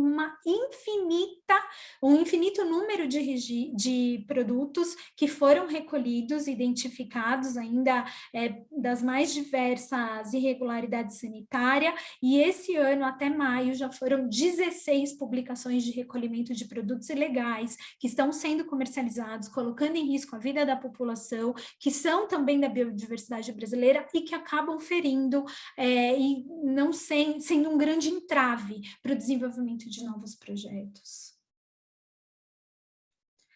A Anvisa já publicou uma cartilha orientativa, as associações trabalharam numa cartilha orientativa também, porque não é tudo que é natural que tem que ser colocado na comercialização, mas ele tem que ser legalizado, né? E avaliado quanto à sua qualidade. Então, todas as frentes têm sido trabalhadas para tentar mitigar o risco do grande número que vem crescendo desses produtos ilegais. Então, no atual cenário brasileiro, será que a gente pode dizer que só a lei da biodiversidade tem sido grande entrave para o desenvolvimento de produtos da biodiversidade? Eu acho que pelo número de produtos ilegais e aqueles medicamentos que não são industrializados, sim, estão disponíveis em todas as plataformas, a gente vê que tem sido um grande ofensor do desenvolvimento de projetos. Agradeço a todos, desculpa pela extensão do meu tempo. Não, foi ótimo. Tatiana, brigadíssimo. Acho que realmente essa visão do que a Centroflora está fazendo mostra essa integração, o que a gente pode fazer com as pessoas que estão produzindo, respeitando a lei e gerando esses insumos que são, de fato, assim, necessários para toda essa cadeia produtiva. A Centroflora está fazendo isso muito bem há muitos anos, e, como você disse, também é pioneira e antecipando muito as exigências legais. Tatiana, brigadíssimo pela sua participação. Eu vou só correr aqui um pouquinho, porque a gente está um pouquinho apertado aqui com o tempo. Queria passar a palavra para a Patrícia de novo, para dar continuidade aqui nos trabalhos. Obrigada, Rafael. E também, sem mais delongas, eu queria passar a palavra para o Fábio. Fábio, muito obrigada por ter aceito o nosso convite. Fábio está em viagem, teve atraso de voo e ainda assim conseguiu estar conosco aqui. Então, o Fábio, para dizer brevemente do longo currículo do Fábio ele é engenheiro florestal pela Universidade de Brasília e obteve o doutorado em ecologia na Escócia. Ele é professor da UFRJ, já atuou no setor público e no terceiro setor. Foi autor no painel intergovernamental de mudanças climáticas, né, IPCC, e no painel brasileiro de mudanças climáticas. Atualmente, ele é diretor de sustentabilidade do IDG. Então, ainda falando sobre biodiversidade, desenvolvimento de investimentos verdes do Brasil, aumento dessa pauta no Brasil, Fábio, eu queria que você comentasse um pouco, né? Você tem aí uma longa estrada vinculada a esses projetos, comentasse um pouco dos projetos do IDG. O IDG, ele hoje gera o Fundo Mata Atlântica, né? Como que você vê essa crescente? Como que é a atuação nesse sentido? Obrigada novamente, Fábio, eu te passo a palavra. Valeu, Patrícia, muito obrigado. Eu queria agradecer a você e a equipe toda do Bichara Advogados por esse convite, que muito me honra. Lamento muitíssimo que aqui eu estou no aeroporto aqui no interior de São Paulo, depois de um atraso do voo. Ao chegar aqui, eles estão com problemas elétricos. Eu comecei a acompanhar pelo meu computador, mas tive que mudar para o celular, porque não conseguiu sustentar aqui a minha conexão. Então, eu não vou poder projetar nada, mas vou tentar ser bem rápido aqui, direto, porque eu estou ciente que o tempo já está curto. Mas antes eu queria saber se vocês estão me ouvindo bem, Patrícia, porque tem um barulho, está bem, né? Então, ótimo. Super obrigado. Bom, eu queria primeiro, antes de dar essa experiência do IDG para vocês, queria fazer uma rápida análise assim, do quadro. Primeiro dizer que fiquei feliz a beça em ouvir Norberto, Tatiana. Lamento muitíssimo ter perdido as falas de abertura da Patrícia, Luciana, a fala do Guilherme. Espero que fique gravado, Patrícia, para eu poder resgatar isso depois, compartilhar com o nosso time. Mas eu queria dar assim, um panorama geral. Eu, além de ter participado do painel de mudanças climáticas do IPCC, eu trabalhei muitos anos também no IPBES, que é o primo do IPCC para a biodiversidade. E também a gente fundou aqui no Brasil uma plataforma brasileira de biodiversidade e serviços ecossistêmicos. Depois eu vou compartilhar com a Patrícia esses links, que eu acho que vale a pena compartilhar com o seu público, porque tem muita informação importante acerca da biodiversidade. Mas o que o IPBES, que é essa plataforma da ONU, levantou no seu último relatório em 2019, é que naquele momento a gente já tinha 1 milhão de espécies ameaçadas no planeta. Esse 1 milhão é mais ou menos 1/4 das espécies conhecidas. E o que se projeta em termos de cenário de mudança climática, em se mantendo o atual padrão de emissão, é que até 2008 o Brasil perca 1/4 das suas espécies. E é um tremendo impacto, porque o Brasil ele é o país mais biodiverso do mundo. Ele compõe um grupo de 17 países megadiversos, que inclusive é um grupo de negociação política nas conferências de diversidade biológica e de clima. São 17 países do mundo que abrigam 70% das espécies do planeta. E o Brasil é o top desses 17. Então, 1/4 das espécies ser perdida aqui no Brasil significa anda muito perto desse 1/4 de ameaçadas do planeta. Então, é um número que realmente é assustador, porque a biodiversidade, além de tudo, ela é guardiã de um conjunto de serviços ambientais, ligados ao clima, ligados à água, ligados à nossa cultura e assim por diante. Então, perder biodiversidade significa perder um monte dessas coisas. A gente viu, acabou de ver nas falas que me antecederam, a importância que isso tem. Isso para dar um retrato assim, do que são esses tais serviços ambientais, serviços ecossistêmicos. O Brasil hoje tem 140 culturas agrícolas. Dessas, 85 precisam de polinização animal. Tem países do mundo, Estados Unidos, por exemplo, em que alugar colmeia de abelha já é um negócio, porque as abelhas se extinguiram e algumas das culturas que precisam de abelha não tem mais. Tomara a gente não chegar nesse ponto aqui no Brasil. Ao mesmo tempo, o Brasil tem 469 espécies de plantas que estão sendo usadas hoje em práticas agroflorestais, que é um número bastante expressivo. E a gente viu sobre cosméticos, farmacêuticos, 245 espécies de plantas. Agora, esse número é uma fração, porque no Brasil nós temos 42 mil espécies de plantas. Então, como os colegas que me antecederam deixaram bem claro, a gente conhece muito pouco ainda, e a gente está perdendo isso que a gente não conhece. E mais, eu acho esse tópico da Tatiana lindo, né? Esse aspecto. O caso do Jaborandi é um exemplo global, um caso lindíssimo.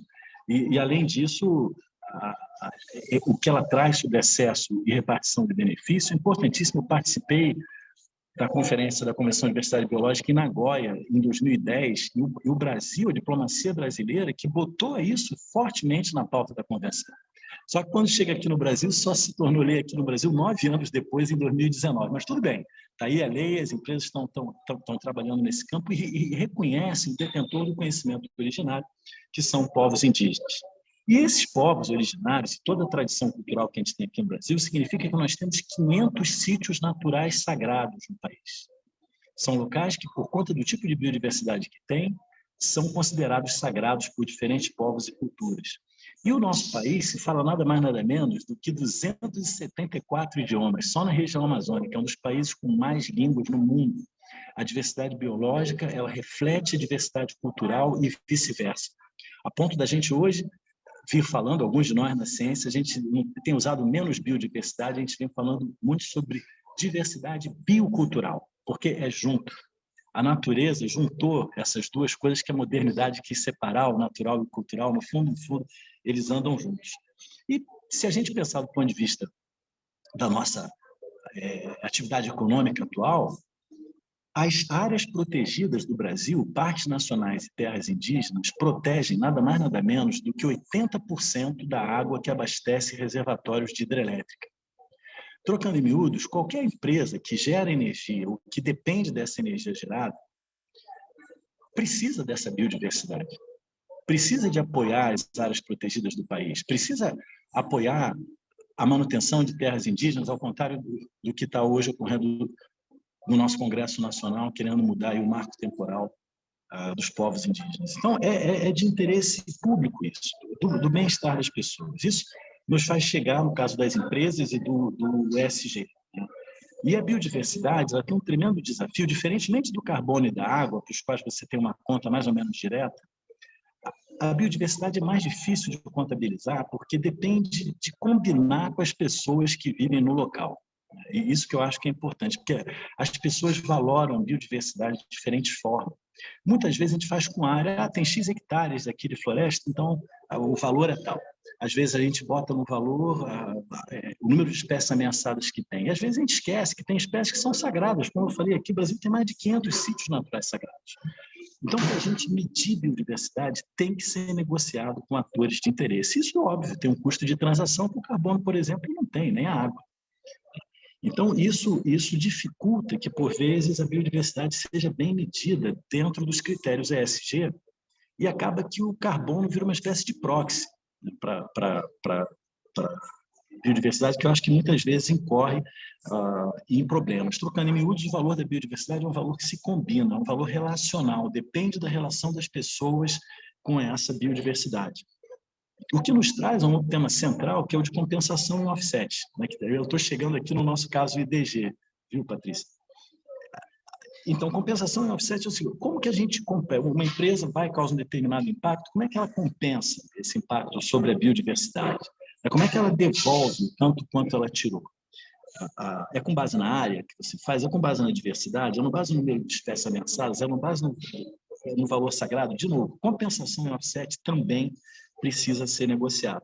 E essa linguagem hoje está muito presente nas empresas, especialmente nas grandes, que têm falado muito sobre soluções baseadas na natureza. Tem falado sobre um balanço nature positive, querem devolver mais natureza do que tinham. Tá, mas como que a gente mede isso? Soluções baseadas na natureza, a gente está falando de quê exatamente? A gente não se considera a natureza mais, a gente não é parte da natureza. E a gente, quando fala em biodiversidade, está pensando nas outras espécies que não na nossa. Para vocês terem uma ideia, 76 idiomas do mundo, falado por 7 bilhões de pessoas, nós temos 8 hoje. Em 76 idiomas, natureza significa mundo, todo ou espírito. Em nenhum idioma, na sua origem, natureza significa as outras espécies. Nós somos natureza também, a gente esquece disso, a gente vem esquecendo disso há 300 anos, pelo menos. Isso acho que é parte do nosso problema. A gente comoditizou a natureza virou commodity. Ao virar commodity, a gente se afasta dela, ela perde o encantamento, perde o valor do sagrado para nós. Então, isso chega no caso do IDG. O IDG opera o Fundo Mata Atlântica há 5 anos. O que é isso? Empresas têm compensações por serem feitas. No estado do Rio, se decidiu que esse valor de compensação vai para um fundo do Estado, e esse fundo vinha sendo gerido e executado pelo IDG. Foi nos últimos 5 anos. E o que esse fundo faz? Ele faz projetos de conservação e de restauração ecológica dentro de áreas protegidas. Em 5 anos, a gente operou 150 milhões de reais em 53 projetos de conservação e de restauração. Agora o IDG está dividindo essa frente de projetos com outras instituições e a gente resolveu focar num projeto específico chamado Florestas do Amanhã, que se volta para restaurar a bacia da Baía de Guanabara, especialmente manguezal, né, que é um problema sério que a gente tem na Bahia e nos rios que chegam lá. Então, esse é um mecanismo interessante porque a empresa paga a compensação, mas a compensação é feita por um grupo que tem critérios técnicos que são avaliados aí por acadêmicos, e isso assegura uma qualidade melhor dessa restauração e a empresa não precisa se envolver nessa operação. Então, é um trabalho que a gente tem tido muita satisfação de fazer, tem tido um impacto grande, inclusive na formação de pessoas, na formação de empregos verdes, porque a gente precisa de viveiristas, a gente precisa de plantadores, tem novas cooperativas fazendo isso. Então, isso é como a biodiversidade, e isso foi muito falado aqui por Norberto, Tatiana, é um outro olhar, ela não é um problema, ela não é uma commodity, ela pode ser a solução para vários dos nossos problemas atuais. Eu ia falar um pouco sobre acesso e repartição de benefícios, mas já não precisa mais, Tatiana já deu uma aula fantástica para a gente, mas que nos traz esse outro tema, que é o tema indígena. Né? E essa coisa toda, agora a gente está nessa... Então, o Congresso quer mudar o marco temporal, não quer que se demarque mais terra indígena. Gente, o Brasil... Deixa eu dar só um número aqui para vocês. O Brasil tem 150 milhões de hectares de pecuária. A nossa população bovina é maior que a população humana, são 300 milhões de vacas no Brasil. Desses 150 milhões, 60 milhões, mais do que um terço, 60 milhões de hectares, são improdutivos ou de baixa produtividade. Isso significa que 1 hectare, o espaço de um estádio de futebol, de um Maracanã, tem meia vaca. Para vocês terem ideia. Isso não está só na Amazônia, que é um dos lugares mais problemáticos, mas está muito no Sudeste. No Rio de Janeiro, Minas Gerais, Espírito Santo, a gente viaja e vê morros e morros pelados, com uma vaca aqui, outra ali, no máximo. Essa área improdutiva, de 60 milhões de hectares, para vocês terem ideia do que isso significa, de agronegócio produtivo, com máquinas e tal, nós temos 67 milhões. A gente tem praticamente a mesma quantidade de terra improdutiva do que a gente tem de agronegócio. Se essa terra improdutiva vier a se tornar produtiva, a gente dobra a produção de alimento, de fibra e de biocombustível no Brasil sem cortar nenhuma árvore. Nenhuma árvore. Para a gente fazer isso, a gente precisa de incentivo, a gente precisa de capacitação técnica e a gente precisa de uma coisa que se falou durante tanto tempo que a gente não teve em escala, que é a tal da reforma agrária. Essas são coisas que eu acho que o setor privado deveria militar, em termos de lobby mesmo, junto ao governo. Só as coisas, isso agora tem que ser cumprido. Sem falar que o Brasil tem 50% da sua emissão de gás estufa é desmatamento e 80% desse desmatamento é ilegal. Caramba, se a gente coíbe o crime e acaba o desmatamento ilegal no país, dos países do G20, o Brasil vai ser disparado que menos emite. A quantidade de vantagem que isso traz para nós, competitiva no comércio, inclusive para as empresas todas, é um outro selo que o Brasil ganha se a lei for cumprida. E aí não só a lei não é cumprida, como querem mudar a lei para os povos indígenas, querem agora mudar a lei da Mata Atlântica. Se quer explorar petróleo na foz do Rio Amazonas, e a gente não sabe direito o que aconteceu, porque no tempo que o pré-sal, que é bombar e tal, o Brasil teve a década perdida. De 2011 a 2020, o Brasil foi um dos poucos países do mundo que não cresceu, dos países em crescimento. Então, tem uma coisa quanto ao projeto de país, que eu vendo aqui as falas do Norberto e da Tatiana, e eu tenho certeza que o debate que me antecedeu foi nessa direção, a gente tem que pensar um projeto de país pautado na biodiversidade, mas uma pauta não que torne a biodiversidade commodity, mas que respeite os direitos dos conhecimentos originários, que respeite o que a gente tem aí, o nosso grande ativo como país. O Brasil tem uma espécie de missão nisso, sabe? É a forma como eu entendo. E o que começa e isso eu acho que traz para o tema do direito, de uma maneira muito importante, o que começa a se desenhar no mundo todo é uma lógica de jurisprudência da terra. Na Colômbia, o Rio acabou de processar o Estado e ganhou. Aqui no Brasil, quando houve a tragédia do Rio Doce, uma associação em terceiro setor falou, olha, o Rio Doce não fala, mas em nome do Rio Doce a gente processa o Estado pelo que aconteceu aqui. Perdeu. Poderia ter ganho. Se ganha, abre-se uma jurisprudência da terra no Brasil. Amanhã, sei lá, a Baía de Guanabara poderia processar o que quer que ela quisesse em relação ao que aconteceu com ela e por aí vai. Isso tem um campo para o direito, que eu acho que é um campo importantíssimo, e isso vai crescer, já está aqui nos países andinos, Equador, Bolívia, já está nas suas constituições, na África subsaariana, a gente já vê também acontecendo na Namíbia e em alguns outros países, Nova Zelândia, a mesma coisa. Então, essa lógica, eu acho que tem um espaço muito importante para a área de direito quanto a esse campo dos direitos da natureza, e esse é um tema que me interessa muito, embora eu não entenda muita coisa aí do campo de vocês, dessa área que eu acho linda, mas no que a gente puder ajudar, a gente vai estar sempre aí à disposição. Eu acho que é isso. Desculpem aqui a fala rápida, querendo respeitar o tempo, mas só para dar assim esse panorama geral. Eu estou aqui em Presidente Prudente justamente para entrar numa área que meus amigos estão restaurando aqui no Pontal do Paranapanema, que foi uma região de muito conflito, inclusive, com sem terras e tudo. Há 40 anos eles estão fazendo essa restauração florestal que recuperou uma espécie ameaçadíssima de extinção, que é o mico-leão da cara preta. Então, estou super feliz que eu nunca vim aqui, estou indo lá pela primeira vez, passar 2 dias aqui na floresta que eles recuperaram. Eu acho que é esse tipo de coisa que o Brasil hoje, felizmente, já tem muita competência, muita capacidade para fazer e que a gente precisa exportar para o mundo. Eu achei incrível também, o Rafael deu exemplo para a gente alemão, né, que não tem tanta biodiversidade com a gente. Rafael, olha só que coisa, a Finlândia, que é um país que tem 7 espécies nativas de árvore, é a maior indústria florestal do mundo.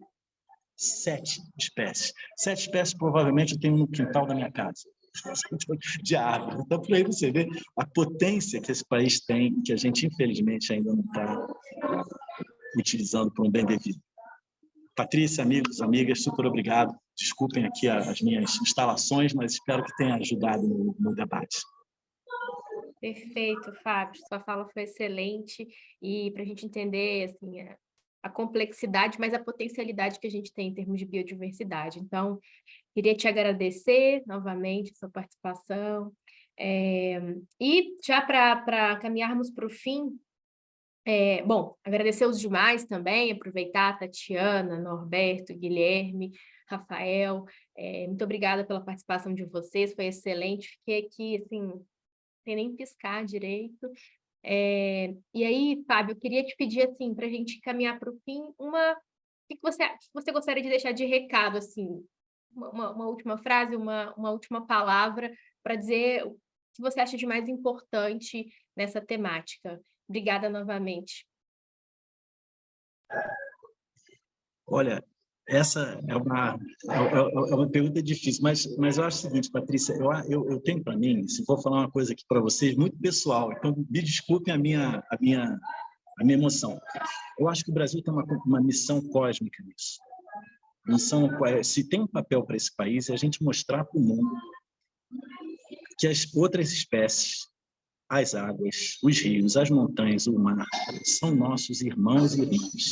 No dia que a gente entender isso, a gente vira o jogo. As pessoas vão viver melhor, a gente vai ser um exemplo para o mundo. A gente não quer ser menor do que ninguém, mas eu acho que o Brasil tem esse papel assim de cola, sabe? Que a gente tem essa diversidade cultural lindíssima, a gente tem um monte de idiomas, a gente tem essa diversidade biológica toda e outra. O povo brasileiro se preocupa com o meio ambiente, se preocupa com a biodiversidade, se preocupa com a natureza, uma coisa que está na nossa raiz, essa mistura indígena, afro, europeia que veio para cá, essa combinação resulta nisso. Então, eu espero que a gente possa honrar essa missão que nos foi dada e a gente exerça isso nos próximos anos. Muita sabedoria, muito diálogo. Por isso que eu acho importante, assim, conversas como essa. A gente, na lógica moderna, a gente vive muito essa dicotomia problema e solução. Problema e solução. Tem esse problema, eu tenho essa solução. E eu acho que as soluções, especialmente num país multicultural como o nosso, emergem do diálogo, da conversa. Por isso, mais uma vez, muito grato por essa oportunidade de bater esse papo com vocês, viu, Patrícia? Obrigado. Fábio, nós que agradecemos, foi muito bom te ouvir. Infelizmente você perdeu o comecinho, mas só para puxar o gancho que eu comentei no comecinho sobre o nome, né, bioeconomia, que a gente entende que é a tendência atual, né? A gente entende, não, o mundo vê como uma tendência atual de maior equilíbrio, né? Entre a exploração, o desenvolvimento com a economia em si, né? A busca desse equilíbrio. E aí você falou do biocultural, gostei. Então, a gente, óbvio, né? Não pode deixar de fora a questão social, cultural, mas tem sentido essa união, né? Eu acho que a gente vem trabalhando num processo de uma harmonização, independentemente do que vier aí, do julgamento da demarcação, né? O governo já tem trazido essa pauta com muita força da questão social, mas não só pelo governo em si, ao contrário, eu acho que é o movimento do planeta mesmo, né? Até pelas necessidades que a gente enfrenta e vê como uma necessidade para as futuras gerações. Então, eu gostei, acho que vamos pensar aqui no nome biocultural econômico, biosocial econômico,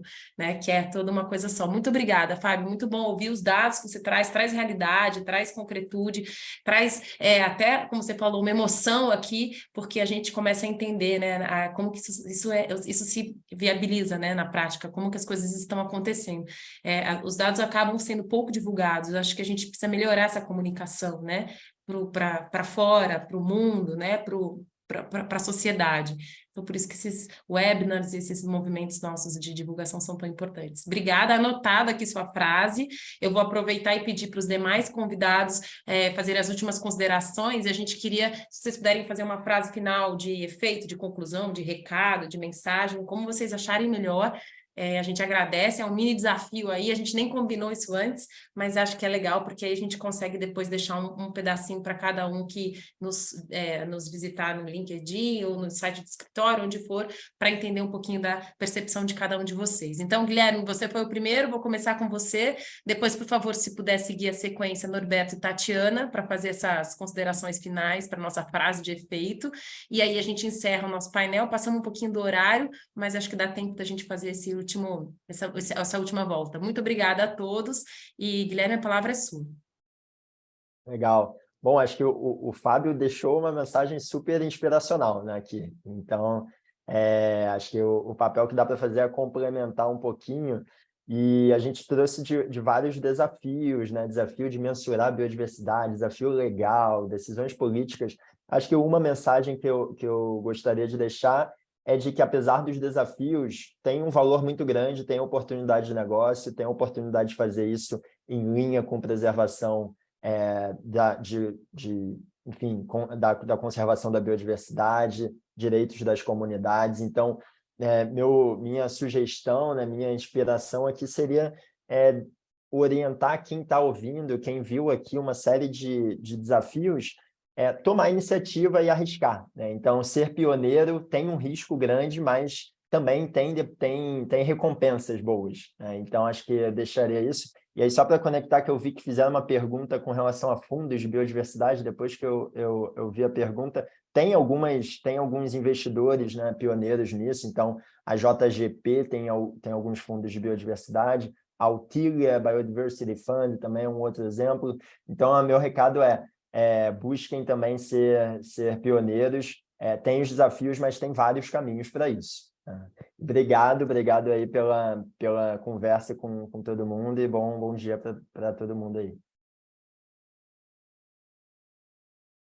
Norberto, se você puder, a vez é sua. Obrigada a você, Guilherme. Foi um prazer e uma honra ter você com a gente aqui. Bom, vamos lá. Se tiver uma frase de impacto, eu acho que eu colocaria aqui: o Brasil pode ser o protagonista na cadeia farmacêutica mundial, na utilização da biodiversidade como gerador de novos medicamentos, aliado ao desenvolvimento socioeconômico e o impacto positivo ambiental. Acho que esse daí seria o recado, apesar de ainda faltar um tanto que depende de decisões.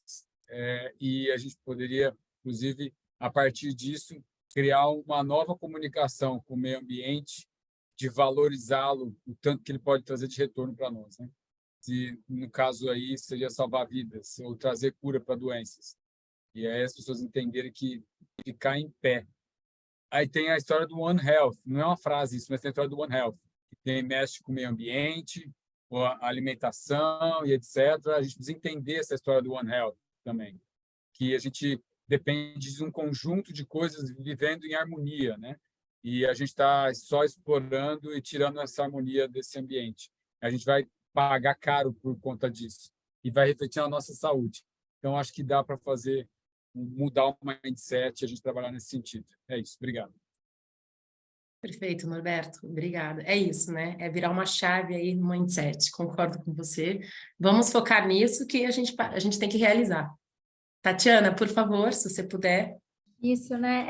Depois de tanta lição que a gente teve aqui, né? Foi muito agradável. Aproveito para agradecer o convite.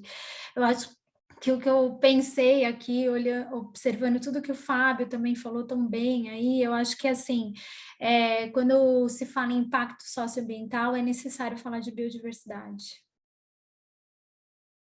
Acho que é isso.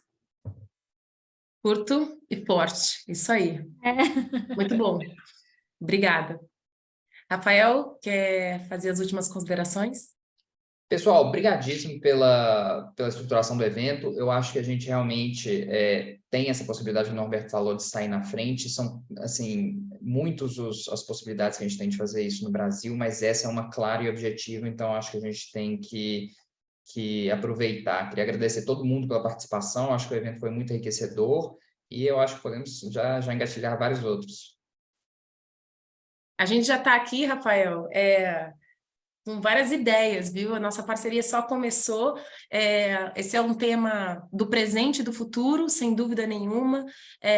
Como eu falei, eu acho que a gente tem um grande problema no Brasil de divulgar, de comunicar, a gente precisa fazer com que as informações elas sejam melhores, alcançadas, seja pelo recado do governo, seja pelo recado das empresas, seja pelo terceiro setor. Então, acho que esse trabalho da gente se unir, da gente debater, ele é muito importante. A gente adora escrever artigo, livro e fazer esse tipo de movimento, porque realmente isso chega, principalmente no alto escalão, né? Então, eu acho que aqui fica como a minha palavra final, a nossa lição de casa é divulgar e trabalhar e estudar, aprofundar para que as pessoas possam entender o que a gente está falando, isso fazer sentido, né? A Greta lá sentadinha com a plaquinha fez tanto movimento, a gente precisa de outras forças para mostrar o quanto que realmente, ainda mais pensando no Brasil, nas condições do Brasil, como todo mundo falou aqui, o quanto a gente pode ter de aproveitamento e ser um dos países líderes. Talvez estejam faltando forças, políticas públicas, sem dúvida, e a gente precisa unir todas essas pontas. Então, conto com vocês, a gente já está aqui pensando num novo projeto, sem dúvida nenhuma, vocês farão parte disso, agradeço demais, foi um enorme prazer. Eu vou passar agora a palavra só para a Paty fazer aqui o encerramento, mas queria deixar aqui só assim, a nossa felicidade em poder ter vocês aqui com a gente e iniciar, aqui é só um pontapé do quanto que a gente pode evoluir juntos e fazer novos laços e divulgar essa mensagem para todo mundo. Um grande abraço a todos e muito obrigada. Bom, queria apenas agradecer também, Fábio, Guilherme, Norberto, de novo, Tatiana, Rafael e Lu aqui também pela organização, por ter participado conosco, a todos que ficaram, que assistiram, ficaram até o fim.